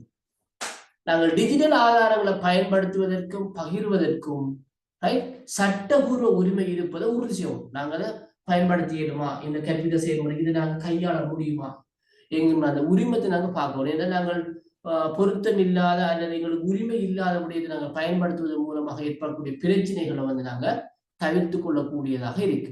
சரிதானே? ஓகே. அடுத்த விஷயம் பாடத்திட்ட தரநிலைகளுடன் சீரமைப்பை மதிப்பிடுறது. தேர்ந்தெடுக்கப்பட்ட ஆதாரங்கள் தொடர்புடைய பாடத்திட்ட தரநிலைகள் மற்றும் கற்றல் நோக்கங்களுடன் இணைந்திருப்பதை உறுதிப்படுத்த வேண்டும். அடுத்த பயனர் மதிப்புரைகள் மற்றும் பரிந்துரைகளை நாடுங்கள். ஏனைய கல்வியலாளர்கள், ஏனைய கல்வி நிறுவனங்களுடைய மதிப்புரைகள், பரிந்துரைகளை நாங்கள் பயன்படுத்த வேண்டும். இது டிஜிட்டல் வளத்திலே செயல்திறன் மற்றும் பொருத்தம் பற்றிய மதிப்புமிக்க நுண்ணறிவை எங்களுக்கு ஏற்படுத்தக்கூடியதாக இருக்கு. அடுத்த கற்றல் சூழலுடன் சோதனை இணக்கம். அதாவது டிஜிட்டல் வளமானது கற்றல் சூழல் மற்றும் தொழில்நுட்ப உட்கட்டமைப்புடன் இணக்கமாக இருப்பதை உறுதி செய்ய வேணும். குறிப்பாக கணினி, லேப்டாப், ஸ்மார்ட் போன் போன்ற இயக்க முறைமைகளில் செயல்படுகின்றதா என்கிறது நாங்க சரி பார்த்து கொள்ள வேணும். சிறப்பாக துல்லியமாக இயங்காவிட்டாலும் எங்களுக்கு பிரச்சனைகள் உருவாகும். அடுத்தது செலவு மற்றும் அணுகல் தன்மையை கருத்தில் கொள்வது. நாங்க பயன்படுத்துகின்ற டிஜிட்டல் ஆதாரம் இலவசமா, அது கட்டணம் செலுத்தக்கூடியதா என்கிறது நாங்க தீர்மானிக்க வேணும். எங்களுக்கு நிதி கட்டுப்பாடுகளை பொருட்படுத்தாமலுக்கு அனைத்து கல்விகளுக்கும் சமமான அணுகல் உள்ளதா என்பதை நாங்க கவனிக்கணும். இதை கட்டணம் செலுத்தி பெற வேணுமா அல்லது இலவசமாகவே பிள்ளைகளால பெறக்கூடிய மாதிரி இருக்கிறோங்கிறதை நாங்க கவனிக்க வேணும். ஏன்னா பிள்ளைகளுடைய பொருளாதார வசதி தான் இது மிக முக்கியமானது. எல்லா பிள்ளைகளாலும் பெற முடியாத ஒரு அணுகல் தளத்தை வந்து நாங்க பயன்படுத்துவதை நாங்க தவிர்த்துக் கொள்ள வேண்டும். அடுத்த பயன்பாட்டிற்கான தெளிவான வழிமுறைகளை வழங்குவோம். டிஜிட்டல் வளத்தை எவ்வாறு அணுகுவது, எவ்வாறு பயன்படுத்துவது என்பது கற்பவர்களுக்கு மாணவர்களுக்கு நாங்க தெளிவாக தெரிவிக்கணும். உள்நுழைவு தகவல்கள், நிறுவல் வழிமுறைகளை வழங்குறது, பிளாட்ஃபார்ம் சம்பந்தப்பட்ட தகவல்களை வழங்குறது எல்லாம் எங்களுடைய மாணவர்களுக்கு நாங்க செய்ய வேணும். அதன் மூலமாக நாங்க இந்த எண்மான தொழில்நுட்ப சாதனங்களின் உண்டான கற்றல் செயற்பாடுகள் அவங்க வந்து சிறப்பாக மேற்கொள்வார்கள். ஓகே, அடுத்தது செயல்திறனை கண்காணிக்கிறது மற்றும் மதிப்பீடு செய்வது. கற்றவர்கள் டிஜிட்டல் வளத்துடன் எவ்வாறு தொடர்பு கொள்கிறார்கள் மற்றும் அவர்களின் கற்றல் விளைவுகளில் அதன் தாக்கத்தை மதிப்பிடுவதை தொடர்ந்து கண்காணிக்க வேணும். கருத்து மற்றும் அவதானிப்புகளின் அடிப்படையில் தேவைக்கு ஏற்ப மாற்றங்களை செய்ய வேணும். அப்ப இந்த அம்சங்களின் ஊடாக நாங்கள் கற்றல் வளம் ஒன்றை எண்மான தொழில்நுட்ப சாதனங்களை நாங்கள் பயன்படுத்தி கற்றல் கற்பித்தல் ஈடுபடுகின்ற போது எண்மான சாதன கற்றல் வளம் ஒன்றை நாங்கள் தெரிவு செய்கின்ற போது கருத்தில் கொள்ள வேண்டிய முக்கியமான விடயமாக இந்த விடயங்கள் காணப்படுகின்றது. என்னென்ன விடயம்? முதலாவது, நாங்க என்ன விடயத்தை மாணவர்களுக்கு கற்பிக்க இருக்கிறோமோ அந்த பாடத்துடைய கற்றல் நோக்கங்களை நாங்க முதலாவது வரையறுத்துக் கொள்ள வேணும். அடுத்து, எங்கிட்ட கற்கிறார்கள் யார், எந்த வயதிலே சேர்ந்த மாணவர்கள், எந்த தரத்தை சேர்ந்த மாணவர்கள், அப்ப எங்களோட பார்வையாளர்கள் யாருங்கிறத வந்து நாங்க அறிஞ்சு கொள்ள வேணும். மூணாவது, நம்பகமான தேடுபொறிகளை எங்க தளங்களை வந்து நாங்க பயன்படுத்த வேணும். அடுத்தது, ஏனைய கல்வி இணையதளங்கள் களஞ்சியங்களை வந்து நாங்க அறிஞ்சிருக்க வேணும், அதை நாங்க பயன்படுத்த வேணும். நாங்கள் டிஜிட்டல் வளங்களின் ஊடாக பெறுகின்ற தகவல்களுடைய நம்பகத்தன்மையை வந்து நாங்க செவி பார்க்க வேணும். அடுத்தது, ஊடாடுதல் மற்றும் ஈடுபாட்டை கவனிக்க வேணும். கற்றல் செயற்பாட்டை கற்பவர்கள் தீவிரமாக ஈடுபடக்கூடிய வகையிலான அந்த செயற்பாடுகள், ஊடாடுகின்ற வினாடி வினாக்கள், வீடியோக்கள், மெய்நிகர் ஆய்வகங்கள் போன்ற விடயங்களையும் வந்து நாங்க கருத்தில் கொள்ள வேணும். அடுத்து, அணுகல் தன்மையை வந்து நாங்க அணுகல் மற்றும் உள்ளடக்கத்தை வந்து உறுதி செய்ய வேணும். அதாவது மிக சிறப்பாக கற்கக்கூடிய மாணவர்களும் சாதாரணமாக கற்கக்கூடிய மாணவர்களும் கற்றல கொஞ்சம் பிரச்சனை கொண்ட மாணவர்கள் எல்லோருமே அணுகக்கூடியவாறான உள்ளடக்கங்களை வந்து நாங்க உறுதிப்படுத்த. ஒரு தரப்பு அல்லது ஒரு கட்டத்தை சேர்ந்த மாணவர்களுக்கு மாத்திரம் நன்மை பயக்கக்கூடிய விடயங்களை வந்து நாங்கள் பயன்படுத்தக்கூடாது. அடுத்தது, நாங்கள் பயன்படுத்துகின்ற அந்த தளம் வந்து பதிப்புரிமை பெற்றதா, உரிமை பெற்றதா, அதை நாங்கள் கையாளலாமா என்று சொன்னால் பல்வேறு சட்ட சிக்கல்களுக்கு உருவாக்கு. ஆகவே எங்களுக்கு அனுமதிக்கப்பட்டது தானாங்கிறது வந்து நாங்க பார்த்துக்கொள்ள வரும். அடுத்த, பாடத்திட்ட தரநிலைகளோட சீரமைப்பு மதிப்பிடும். அதாவது, தேர்ந்தெடுக்கப்பட்ட ஆதாரங்கள் நாங்கள் கற்பிக்கின்ற பாடத்திட்ட தரநிலைகள் கற்ற நோக்கங்களோட தொடர்புபட்டது தானா என்கிறதை வந்து நாங்க பார்க்க வேணும். அடுத்தது, பயனர் மதிப்புரைகள் மற்றும் பரிந்துரைகளை நாடுறது.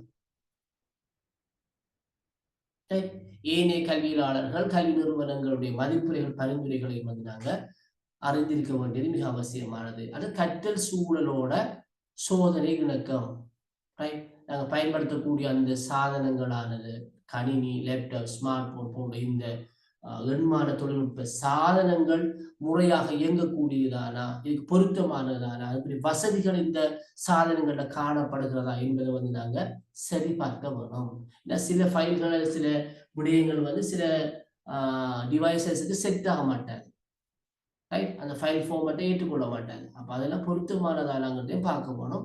அடுத்தது, செலவு மற்றும் அணுகல் தன்மையை பார்க்க வேணும். அடுத்தது, பயன்பாட்டுக்கான தெளிவான வழிமுறைகளை வழங்கணும். எப்படி பயன்படுத்த வேணும், என்ன செய்ய வேணும், எவ்வாறு நாங்க என்டர் ஆகுறது, எப்படி வெளியேறது, எல்லா விடயங்களும் மாணவர்களுக்கு எங்களால தெளிவுபடுத்தப்பட வேணும். அடுத்தது, செயல்திறன்களை கண்காணிக்க வேணும், மதிப்பீடு செய்ய வேணும். அப்ப எண்மான தொழில்நுட்ப சாதனங்களின் ஊடான கற்றல் கற்பித்தல் செயல்முறையில் ஈடுபடுகின்ற போது கற்றல் வளங்களை, எண்மான கற்றல் வளங்களை தெரிவு செய்வதில் நாங்கள் கவனம் செலுத்த வேண்டிய விஷயம். எண்மான கற்றல் வளங்களை தெரிவு செய்யும் போது நாங்கள் கருத்தில் கொள்ள வேண்டிய விடயங்கள் தான் இந்த 14 விடயங்களாகவும் காணப்படுகின்றன. சரியா? ஓகே. இப்ப அடுத்த ஒரு விஷயத்தை நாங்க போறோம். கற்றல் கற்பித்தல் செயற்பாட்டுல டிஜிட்டல் வளங்களை வந்து மதிப்பீடு செய்வது.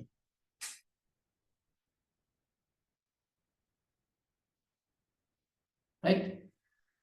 அப்ப இது மிக முக்கியமானது. நாங்க எங்களோட கற்றல் கற்பித்தல் செயல்முறைக்கு எண்மான தொழில்நுட்ப சாதனங்களின் ஊடான கற்றல் கற்பித்தல் செயல்முறையில வந்து நாங்கள் டிஜிட்டல் வளங்களை வந்து பயன்படுத்தும். அந்த என்ன வளங்களை தெரிவு செய்யறத தீர்மானிக்கின்ற காரியங்களை நாங்க இப்போது பார்த்தோம். இப்ப அந்த வளங்களை நாங்க பயன்படுத்திட்டோம். பயன்படுத்தி முடிந்ததுக்கு பிறகு அதை வந்து நாங்க மதிப்பீடு செய்ய முடியும். ரைட். அதாவது நாங்க என்ன நோக்கத்துக்காக, எந்த கற்றல் நோக்கத்தை அடைவதற்காக நாங்கள் டிஜிட்டல் வளத்தை பயன்படுத்தினோமோ அந்த நோக்கம் நிறைவேற்றப்பட்டதா, அந்த வளம் துல்லியமான வளமாக இருந்ததா, கற்பவர்களால அந்த வளத்தை சிறப்பாக பயன்படுத்த முடிந்ததா என்ற வகையில நாங்கள் மதிப்பீடு செய்யணும். ஏன்னா அந்த மதிப்பீட்டின் மூலமாகத்தான் நாங்க பயன்படுத்திய அந்த வளத்தினுடைய தாக்ககரமான தன்மை, பொருத்தப்பாடான தன்மை எங்களால அறிந்து கொள்ளக்கூடியதாக இருக்கு. அப்ப இந்த மதிப்பீடு செய்யறதுக்கான முதலாவது படிமுறை என்று பார்த்தோம்னா நம்பகத்தன்மையை வந்து சரி பார்க்கிறது.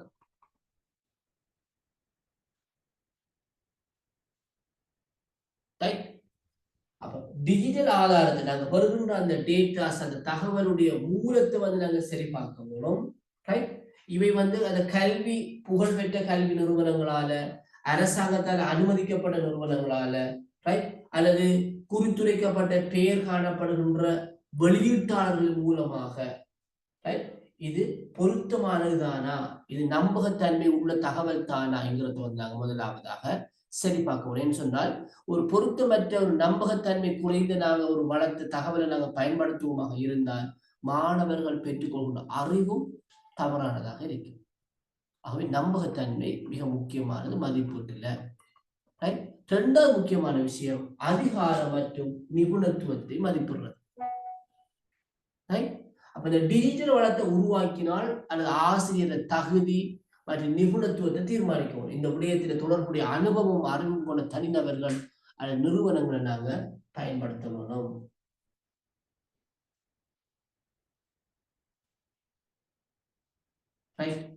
மூணாவது விஷயம் மதிப்பீட்டுல மதிப்பாய்வு வெளியீட்டு திகதி. நாங்க பயன்படுத்துற அந்த டிஜிட்டல் ஆதார விதிகள் அது எப்போது உருவாக்கப்பட்டுச்சு, கடைசியாக எப்ப அப்டேட் பண்ணப்பட்டுச்சுங்கிறதையும் பார்க்கணும். என்ன சொன்னா நாங்கள் சில நேரங்களில் பெறுகின்ற தகவல் காலாவதியான பழைய தகவலாக இருந்தால் அதனூடாக பெற்றுக்கொள்கின்ற அறிவும் பொருத்தமற்றதாக இருக்கு. ஆகவே அந்த மதிப்பாய்வு வெளியீட்டு திகதியை நாங்கள் கருத்தில் கொள்ள வேணும். நாலாவது விஷயம் சார்பு மற்றும் புறநிலையை தேடணும். அவன் டிஜிட்டல் வளமானது ஒரு புறநிலை மற்றும் சமநிலையான முறையில் தகவலை வழங்குகிறதா என்பதை மதிப்பீடு செய்யும். வலுவான சார்புகளை வெளிப்படுத்தும் அல்லது குறிப்பிட்ட நிகழ்ச்சி நிரலை ஊக்குவிக்கும் ஆதாரங்களில் எச்சரிக்கையாக இருக்கும். அடுத்த விஷயம் உள்ளடக்கத்துல துல்லிய தன்மையை வந்து ஆராயும். பிற நம்பகமான நாங்க பயன்படுத்தாத ஏனைய நம்பகமான ஆதாரங்களோட நாங்க பயன்படுத்தின டிஜிட்டல் ஆதாரத்துல வழங்கப்பட்ட தகவல்களை வந்து நாங்க ஒப்பிட்டு பார்க்கணும், குறுக்கு சோதனை செஞ்சு பார்க்கணும், உண்மை துல்லியத்தை தேடணும். அதுவும் மிக முக்கியமான விஷயமா இருக்கு. அடுத்தது கற்றல் நோக்கங்களுக்கான தொடர்பை கவனிக்கும்.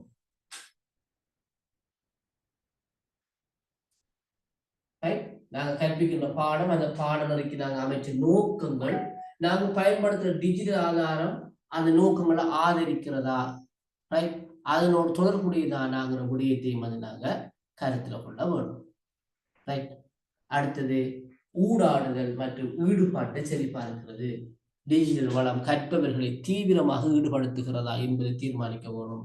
நாங்க ஏற்கனவே சொன்ன மாதிரி உருவகப்படுத்தல்கள், வினாடி வினாக்கள், மல்டிமீடியாக்கள், நிகழ்நிலை கலந்துரையாடல்கள் போன்ற விடயம் கற்றல் அனுபவத்தை மேம்படுத்தக்கூடிய அந்த ஊடாடுதல் ஈடுபாடுகளை வந்து நாங்க ஆதரிக்க வேணும். அந்த விஷயம் இருக்கிறாங்கிறது நாங்க பார்க்க போறோம். சரிதானே? ஓகே. அந்த பயனர் நட்பை மதிப்பிடுறது. டிஜிட்டல் வளத்தோட கற்பவர்கள் வழி செலுத்துவதற்கும் தொடர்பு கொள்வதற்கும் எளிதாக மதிப்பீடு செய்யவும் உள்ளுணர்வு வடிவமைப்பு மற்றும் தெளிவான வழிமுறைகள் நேர்மறையான பயனர் அனுபவத்துக்கு பங்களிக்கின்றன. அப்ப இந்த பயனர் நட்பு வந்து நாங்க மதிப்பீடு செய்யணும். அடுத்து அணுகல் உள்ளடக்கத்தை சரிபார்க்க வேணும். அதோட மல்டிமீடியா தரத்தையும் மதிப்பாய்வு செய்ய வேணும். நாங்க பயன்படுத்துகின்ற அந்த ஆதாரத்தில் வந்து படம், வீடியோ, ஆடியோ காணப்பட்டால் அந்த மல்டிமீடியா அதை நாங்கள் பயன்படுத்துகின்ற மல்டிமீடியா கூறுகளை பொருத்தத்தை நாங்கள் பார்க்க வேணும். அந்த மதிப்பீட்டுல அதுவும் முக்கியமானது. அடுத்தது இயங்கு தன்மையை சரி பார்க்குவோம். ரைட், அது நாங்கள் LMS சொல்லுவோம். என்ன, அதாவது லேர்னிங் மேனேஜ்மெண்ட் சிஸ்டம்ஸ். என்ன, கற்றல் முகாமைத்துவ முறைமை அல்லது மேலாண்மை முறைமை சொல்லுவோம். அல்லது பிற கருவியோட இணக்கத்தன்மை, டிஜிட்டல் வளர்த்த கற்றல் சூழலில் எளிதாக ஒருங்கிணைக்க முடிகிறதுங்கிற விடயத்தை நாங்கள் இந்த மதிப்பீட்டின் போது கவனிக்க வேணும். அடுத்தது உரிமை மற்றும் பதிப்புரிமையை ஆய்வு செய்கிறது, கருத்து மற்றும் மதிப்புரைகளை கவனிக்கிறது, மாதிரி குழுவுடன் பைலட் சோதனையோடு செய்கிறது. இவ்வாறான விடயங்களின் ஊடாக நாங்க மதிப்பீடு செய்யலாம். அப்ப ரெண்டு முக்கியமான விஷயம் பார்த்திருக்கிறோம். கற்றல் வளங்களாக டிஜிட்டல் வளங்களை தேர்வு செய்கின்ற போது கவனிக்க வேண்டிய விஷயத்தை பார்த்துட்டோம், கவனத்தில் கொள்ள வேண்டிய விஷயங்களை பார்த்திருக்கிறோம். அடுத்தது நாங்கள் அவ்வாறு கற்றல் கற்பித்தல் செயல்முறையில பொருத்தமான வளம் ஒன்றை தெரிவு செய்து பயன்படுத்தியதன் பின்னர் மதிப்பீடு செய்ய வேணும். அந்த தேர்ந்தெடுக்கப்பட்ட வளம் எப்படிப்பட்டது என்கிற தொடர்பான மதிப்பீடு செய்ய வேணும். அதற்காக நாங்கள் கவனித்துக் கொள்ளக்கூடிய 15 விஷயங்கள் பற்றியும் பார்த்துட்டோம். சரியோ? ஓகே. இவங்களோட இணைஞ்சிருந்த 2 பேரு அவுட் ஆயிட்டாங்க. நீங்க 2 பேரும் தான் இருக்கிறீங்க. ரைட், உங்களுக்கு தான் நாங்கள் பார்க்குற விஷயங்கள் விளங்குகிறதாங்கிறது நான் கொஞ்சம் அறிஞ்சு கொள்ள வேண்டிய தேவை இருக்கிறேன். கட்டாயம் அதை பார்க்க வேணும். ரைட், ஆனால் என்ன செய்வது, நீங்கள் 2 பேரும் தான் மாறி மாறி உங்களோட கருத்துக்களை சொல்ல வேண்டியவர்களாக இருக்கீங்க. சரி அப்படியே? Okay right. அப்போ நாங்கள் மேல் நோக்கி போவோம்.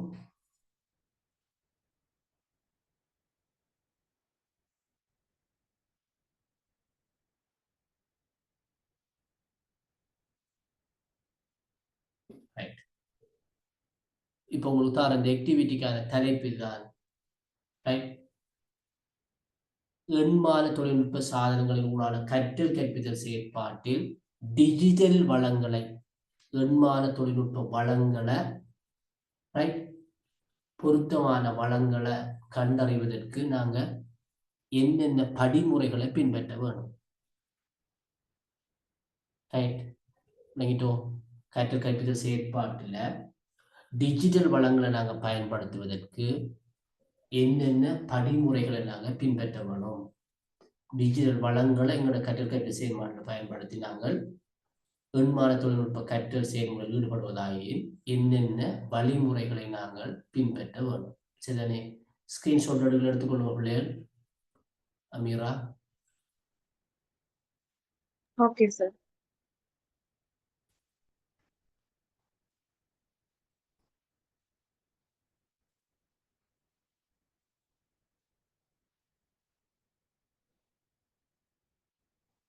Okay sir.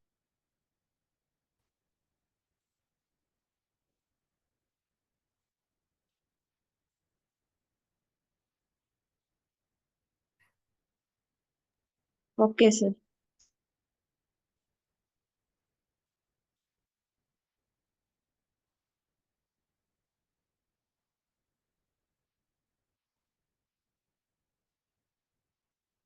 Okay okay sir.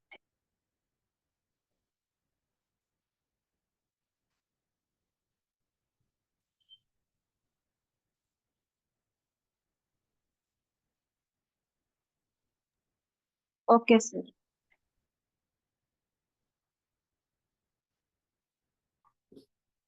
Okay.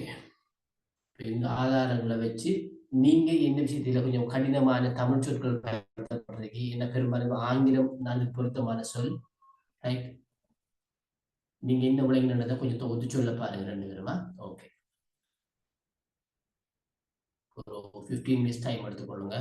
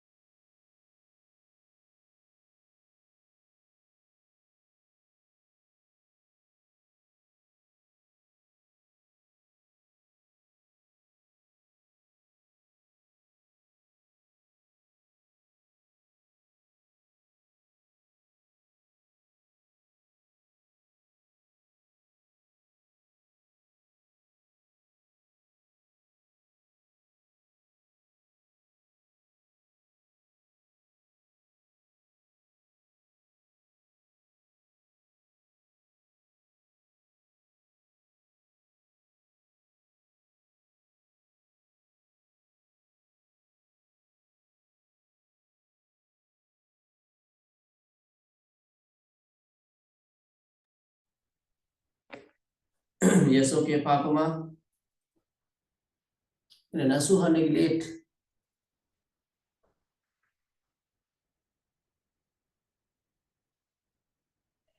Sir current இல்ல, பவர் கட்.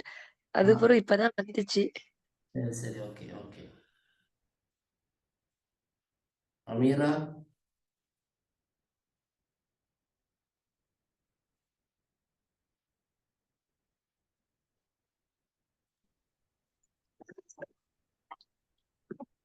சார், கற்றல் கற்பித்தல் செயற்பாட்டில் டிஜிட்டல் தொழில்நுட்ப வளங்களை கண்டறிதல்ல இம்முறையானது கல்வியில், அதாவது பாடம் அல்லது பாடத்திட்டத்திற்கான இலக்குகளையும் நோக்கங்களையும் வரையறுக்கின்றது.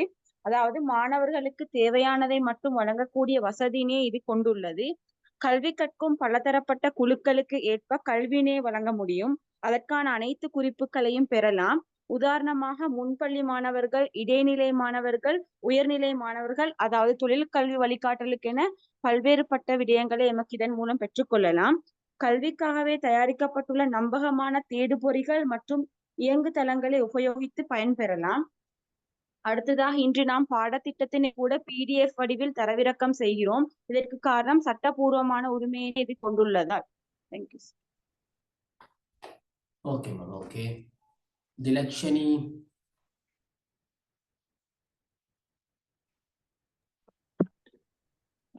சார், இந்த டிஜிட்டல் வளங்களை நாங்க இனங்காண்ற படிமுறைகளை தானே எங்ககிட்ட உலக எஸ், அதாவது டிஜிட்டல் வளங்களை நாங்கள் கையாளக்கூடிய பயன்படுத்தக்கூடிய டிஜிட்டல் வளங்களை தீர்மானிக்கின்ற போதும் என்னென்ன விடயங்களை நாங்கள் கருத்தில் கொள்ள வேணும், இதை அடிப்படையாக கூட அந்த வளங்களை நாங்கள் வந்து தீர்மானம் செய்ய வேணும். ஒரு குறிப்பிட்ட தெரிவு செய்ய இருந்தா அதன் போது நம்ம கருத்தில் கொள்ள வேண்டிய விஷயங்கள் என்ன? சரி சார், முதலாவது எங்களுடைய நோக்கம், நாங்க யாருக்கு, எந்த பிரிவினருக்கு கொடுக்கிறது. உதாரணமா நாங்க ஆரம்ப பிரிவு பிள்ளைகளா, எங்களுடைய இலக்கு மாணவர்கள், இல்லாத இடைநிலை பிரிவா, உயர்தர பிரிவாண்டு நாங்க எங்களுடைய இலக்கு மாணவர்களை தெரிவு செய்யணும். அடுத்தது நாங்க எங்களுடைய நோக்கம், நாங்க அவர்களுக்கு என்ன நோக்கத்தை அந்த குறித்த பாட வேளையில நாங்க அவங்கள்ட்ட கொண்டு போய் சேர்க்கணும், என்ன பரப்புகளை நாங்க முடிக்கணுங்கிறத நோக்காக கொண்டு இருக்கணும்.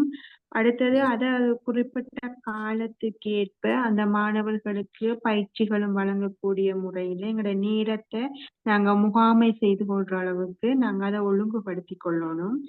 அடுத்தது எங்களோட பார்வையாளர்கள் என்று பார்க்கிற நேரம் எங்களுடைய இலக்கு மாணவர்கள் அதை நாங்க சொல்றத விளங்கி கொள்ற பருவத்துல இருக்கிறாங்களா. நாங்க கூடுதலாக அந்த டிஜிட்டல் தொழில்நுட்பத்தை பயன்படுத்துற நேரம் ஆரம்ப பிரிவு மாணவர்கள்னு சொன்னா அவங்களுக்கு இந்த படங்கள் மூலமான காட்சிகளை நாங்க அவங்களுக்கு கொடுக்கலாம். இடைநிலை பிரிவா இருந்தா நாங்க அட்டவணைகள், அதுகளை தரவுகளை நாங்க ஒழுங்கமைத்துக் கொள்ளலாம். உயர்தர பிரிவுன்னா எங்களுடைய அந்த பார் சார்ட், அவர்களுக்கு அவங்களுடைய வயது நிலைக்கு ஏற்ப நாங்க எங்களுடைய அந்த பார்வையாளர்களுக்கு கொடுக்க வேண்டிய நோக்கத்தையும் அதுக்கு நாங்க டிஜிட்டலுக்கு பயன்படுத்துகிற வளங்களையும் தெரிவு செய்து கொள்ளலாம்.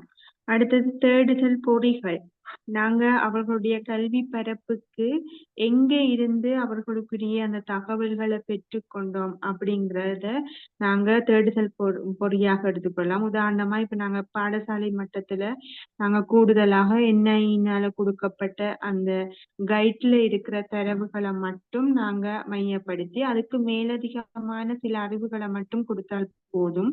நாங்க உயர்தர பிரிவுகளுக்கு வெளிக்கற்கைகள்ல ஈடுபடுற மாதிரி அப்படி எதுவும் எங்களுடைய இலக்கு மாணவர்களுக்கு ஏற்ப நாங்க கொடுத்து கொள்ளலாம். அடுத்தது நாங்க அதை களஞ்சியப்படுத்தி வைத்திருத்தல். இப்ப நாங்க அதை பயன்படுத்தி கற்றல்ல ஈடுபடுற நேரம் இடையிடையே வீடியோ காட்சிகள், இணைப்புகளை நாங்க அதுக்குள்ள சேர்த்து கொள்ளலாம். அடுத்தது அந்த இணையதளங்கள்ல நாங்க எங்க இருந்து அப்படியான தகவல்களை பெற்றுக்கொண்டோம் அப்படிங்கிறத உறுதிப்படுத்தி கொள்ளணும். அதுக்காக நாங்க எங்களுடைய இணைப்புகள் முடிவுல அந்த உசார் துணைகள் நாங்க சேர்க்கிற மாதிரி நாங்க தகவல்கள் பெற்றுக்கொண்ட மூலங்களை நாங்க மாணவர்களுக்கு காட்சிப்படுத்தலாம். அப்ப அந்த நேரத்துல அவர்களுக்கு இன்னும் மேலதிகமாக யாருக்காவது விருப்பம், அதனுடைய தேடுதல் அறிவு ஆசைகள் இருந்தா அவங்க அந்த வெப்சைட்டுக்குள்ள போய் தேடுறதுக்கு நாங்க எங்களுக்கு அந்த உசார் துணைக்குள்ள நாங்க உள்ளடங்கி இருக்கணும். நாங்க கொடுக்கிற தகவல்கள் நம்பகத்தன்மையானதாக இருக்கணும்.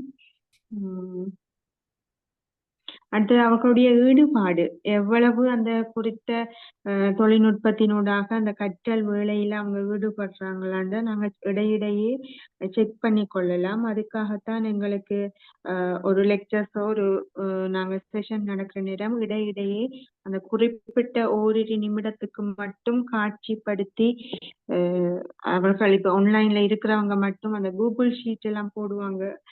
அப்படியான விஷயங்களை நாங்க இடையிடையே நாங்க மாணவர்கள் உண்மையாகவே அந்த கற்றல் அந்த குறித்த வேளையில இணைந்திருக்கிறாங்களா அதை செக் பண்ணி கொள்ளலாம். அடுத்தது நாங்க பயன்படுத்துகின்ற தகவல்கள் வேற யாராவது ஒரு ஆளுடைய இணைப்புகளை ஏற்படுத்துற அந்த இணைத்துக் கொள்ற நேரம் அவங்கள்ட்ட இருந்து நாங்க அந்த பதிப்புரிமை காப்பிரைட்ஸ்களை நாங்க கவனத்தில் எடுத்துக்கொள்ளணும்.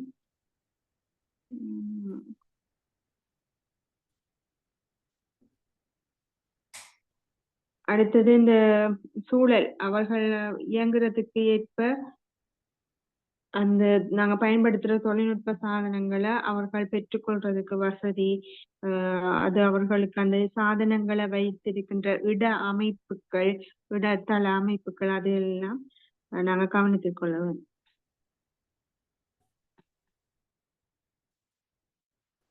ஓகே ஓகே, பாராட்டுகள் 2 பேருக்கும், அமீராவும் திலக்ஷனியும். ஓகே, நாங்க நசுஹா நினைச்சு கொள்றோம். பொதுவாகவே நாங்க இன்றைய செஷன்ல இந்த டிஜிட்டல் சாதனங்கள் அல்லது எண்மான தொழில்நுட்ப சாதனங்களினூடான கற்றல் கற்பித்தல் செயல்முறையோடு தொடர்புபடுத்தினாங்க. எண்மான சாதனங்களை நாங்க தீர்மானிக்கக்கூடிய என்ன உடையத்தை கருத்தில் கொள்ள வேணும், எவ்வாறு அவற்றை மதிப்பீடு செய்ய வேணும் போன்ற விடயங்களை பார்த்தோம். இப்ப நாங்க எங்களுடைய கற்றல் கற்பித்தல் செயல்முறைக்கு பொருத்தமான ஒரு டிஜிட்டல் வளத்தை நாங்க பயன்படுத்த போறோம். நாங்க தீர்மானிச்சிட்டோம் என்ன வளத்தை பயன்படுத்தணும்னு தீர்மானிச்சிட்டோம். ரைட். அப்ப இந்த பொருத்தமான ஒரு டிஜிட்டல் வளத்தை பயன்படுத்தி கற்றல் கற்பித்தல் செயல்முறையில் ஈடுபடுகின்ற போது எவற்றை நாம் கருத்தில் கொள்ள வேணும். ரைட். எங்களுடைய மாணவர்களுக்கு நாங்கள் எண்மான தொழில்நுட்ப சாதனங்களின் ஊடான கற்றல் கற்பித்தல் செயல்முறையை நாங்கள் முன்னெடுக்கின்ற போது அதுக்கு பொருத்தமான ஒரு வளத்தை நாங்கள் பயன்படுத்துகிறோம். அந்த வளத்தை பயன்படுத்துவது தொடர்பாக என்னென்ன விடயத்தை நாம கருத்தில் கொள்ள வேணும், பொருத்தமான டிஜிட்டல் வளத்தை பயன்படுத்தக்குள்ள நாம கருத்தில் கொள்ள வேண்டிய விஷயம். ரைட். முதல்ல நாங்க பார்த்தது என்ன விஷயம் பார்த்தோம்? 15 விடயங்கள் பார்த்தோம் இல்லவா?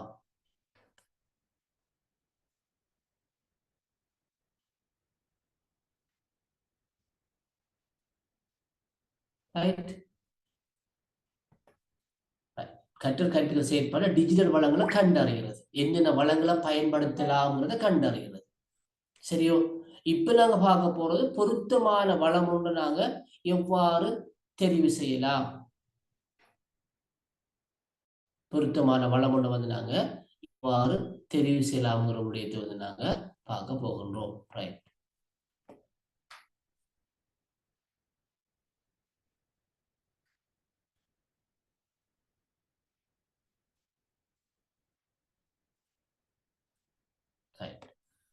அப்ப முதலாவதாக நாங்க செய்ய வேண்டியது கற்றல் நோக்கங்களோட எங்களோட வளத்தை ஒப்புரவு நோக்கி பார்க்க. நாங்க என்ன டிஜிட்டல் ஆதாரத்தை நாங்க தெரிவு செய்திருக்கிறோமோ அந்த ஆதாரம் எங்களோட பாடம் அல்லது பாடநெறிக்காக நாங்க அமைச்ச கற்றல் நோக்கங்களோட பொருந்துதா, ஒத்து செல்லுமா என்பதை நாங்கள் உறுதிப்படுத்திக் கொள்ள வேண்டும். இல்லாவிட்டால் எங்களுடைய பாடத்துல நோக்கம் வேறாக இருக்கும், நாங்க பயன்படுத்துகின்ற வளம் வேறாக இருந்தால் அதனூடாக எதிர்பார்க்கின்ற பிரயோசனத்தை எங்களால அடைய முடியாமல் இருக்கும். இரண்டாவது விஷயம், தெளிவான வழிமுறைகளை நாங்க எங்களோட மாணவர்களுக்கு கற்பவர்களுக்கு நாங்க வழங்குவோம். இந்த டிஜிட்டல் வளத்தை எவ்வாறு நாங்க அணுகிறது, எவ்வாறு பயன்படுத்துறது என்கிற ஒரு தெளிவை நாங்க எங்களோட பிள்ளைகளுக்கு எங்களோட மாணவர்களுக்கு நாங்க வழங்க வேணும். ரைட். அது ரெண்டாவது முக்கியமான விஷயமா இருக்கு. மூணாவது முக்கியமான விடயம், தடையின்றி ஒருங்கிணைக்கும். ரைட். கோஆர்டினேட் பண்ணணும், சரியான வகையில நாங்க ஒருங்கிணைக்க வேணும். டிஜிட்டல் வளங்களை பாடத்திட்டத்தில் இயல்பாகவும் தடையற்றதாகவும் உணர்வு விதத்தில் இணைக்க வேணும். மாணவர்களுடைய கற்றல் அனுபவத்தை டிஜிட்டல் வளம் சீர்குலைக்க கூடாது. ரைட். அவர்களுக்கு வெறுப்பு அல்லது வேறு விதமான உணர்வை ஏற்படுத்தி விடக்கூடாது. அவர்களுக்கு பயன்படுத்துறதுக்கு இலகுவானதாக பொருத்தமானதாக இருக்கக்கூடிய வகையில அது ஒருங்கிணைக்கப்பட வேண்டும். நாலாவது விஷயம், ஊடாடுதல் மற்றும் ஈடுபாட்டை ஊக்குவிக்கிறது. டிஜிட்டல் வளங்கள்ல ஊடாடும் அம்சங்களை, இன்டராக்ட் பண்ற அம்சங்களை மாணவர்கள் செயல்ல பங்கேற்பது அல்லது செய்து பார்த்து ஈடுபட்டு கற்கிறத நாங்க ஊக்குவிக்க வேணும். இதற்காக நாங்க சொல்ல உருவப்படுத்தல், வினாடி வினா, விவாத மன்றம், கூட்டு திட்டம் போன்றவற்றை நாங்க இதனூடாக நாங்க இணைச்சு கொள்ளலாம். ரைட். அடுத்த விஷயம் என்று பார்த்தோம் சொன்னா உள்ளடக்க வடிவங்களை வழங்குறது, வேறுபட்ட உள்ளடக்க வடிவங்களை வழங்குறது.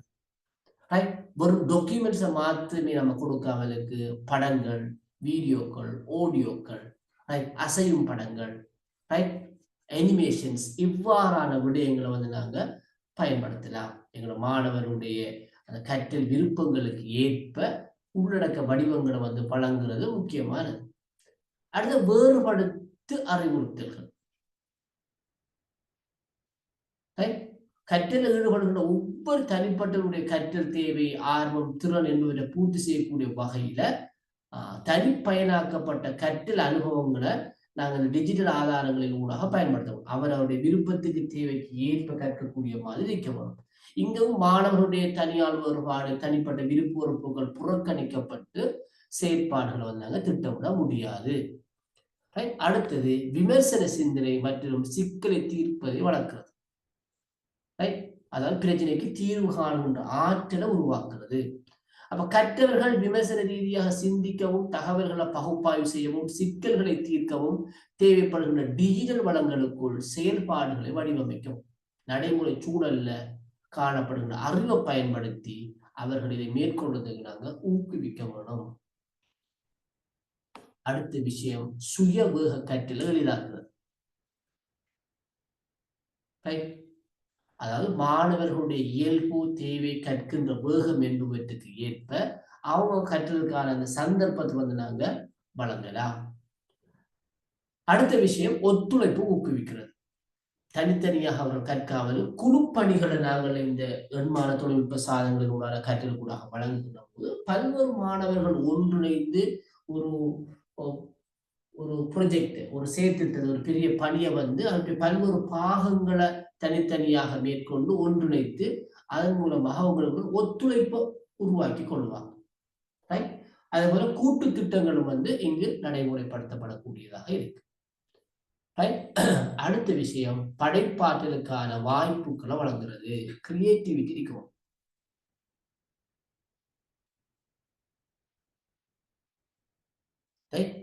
அவங்க விரும்புகின்ற மாதிரி, அவங்க விரும்புகின்ற பாணியில அந்த விஷயத்தை நாங்க அவங்களுக்கு அந்த விஷயத்தை சுதந்திரத்தை வழங்கி அந்த படைப்பாற்றலுக்கான சந்தர்ப்பத்தை நாங்க வழங்கலாம். அதே போல அனைவருக்கும் அணுகலை உறுதி செய்யவும். நான் ஏற்கனவே சொன்ன மாதிரி மெல்ல கற்கின்றவர்கள், சாதாரணமாக கற்கின்றவர்கள், மீத்திருக்க கூடியவர்கள் சொல்லி வேறுபட்டவர்கள் காணப்படுகின்ற போது எல்லோரும் அணுகக்கூடிய வகையில, எல்லோரும் பயன்படுத்தக்கூடிய வகையிலான கருவிகளை அம்சங்களை நாங்க பயன்படுத்த வேணும். அடுத்தது கற்றவர முன்னேற்றத்தை கண்காணிக்க வேணும். அதுவும் மிக முக்கியமானது.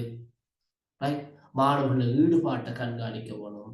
அவர்களுடைய முன்னேற்றம் எந்த அளவுல காணப்படுகிறது நாங்க மதிப்பீடு செய்ய வேணும். பொருத்தமான நேரத்தில் தலையீடுகள் செய்ய வேணும், அறிவுறுத்தல்களை வழங்க வேணும், ஆலோசனைகள் வழங்க வேணும்.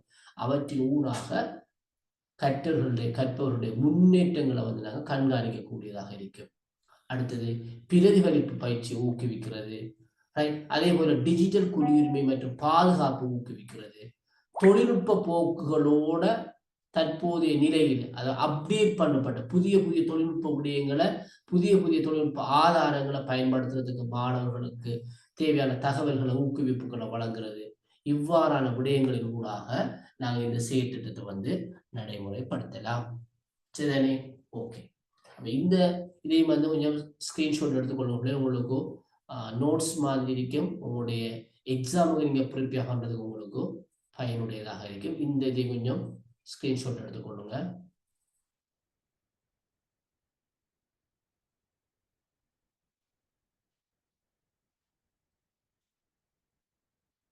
சரியா?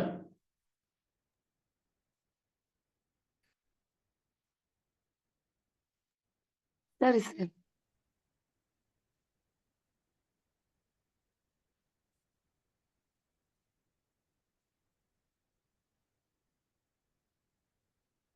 Okay sir.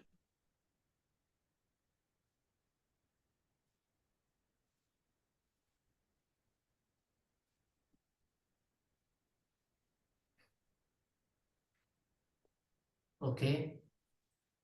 Okay sir.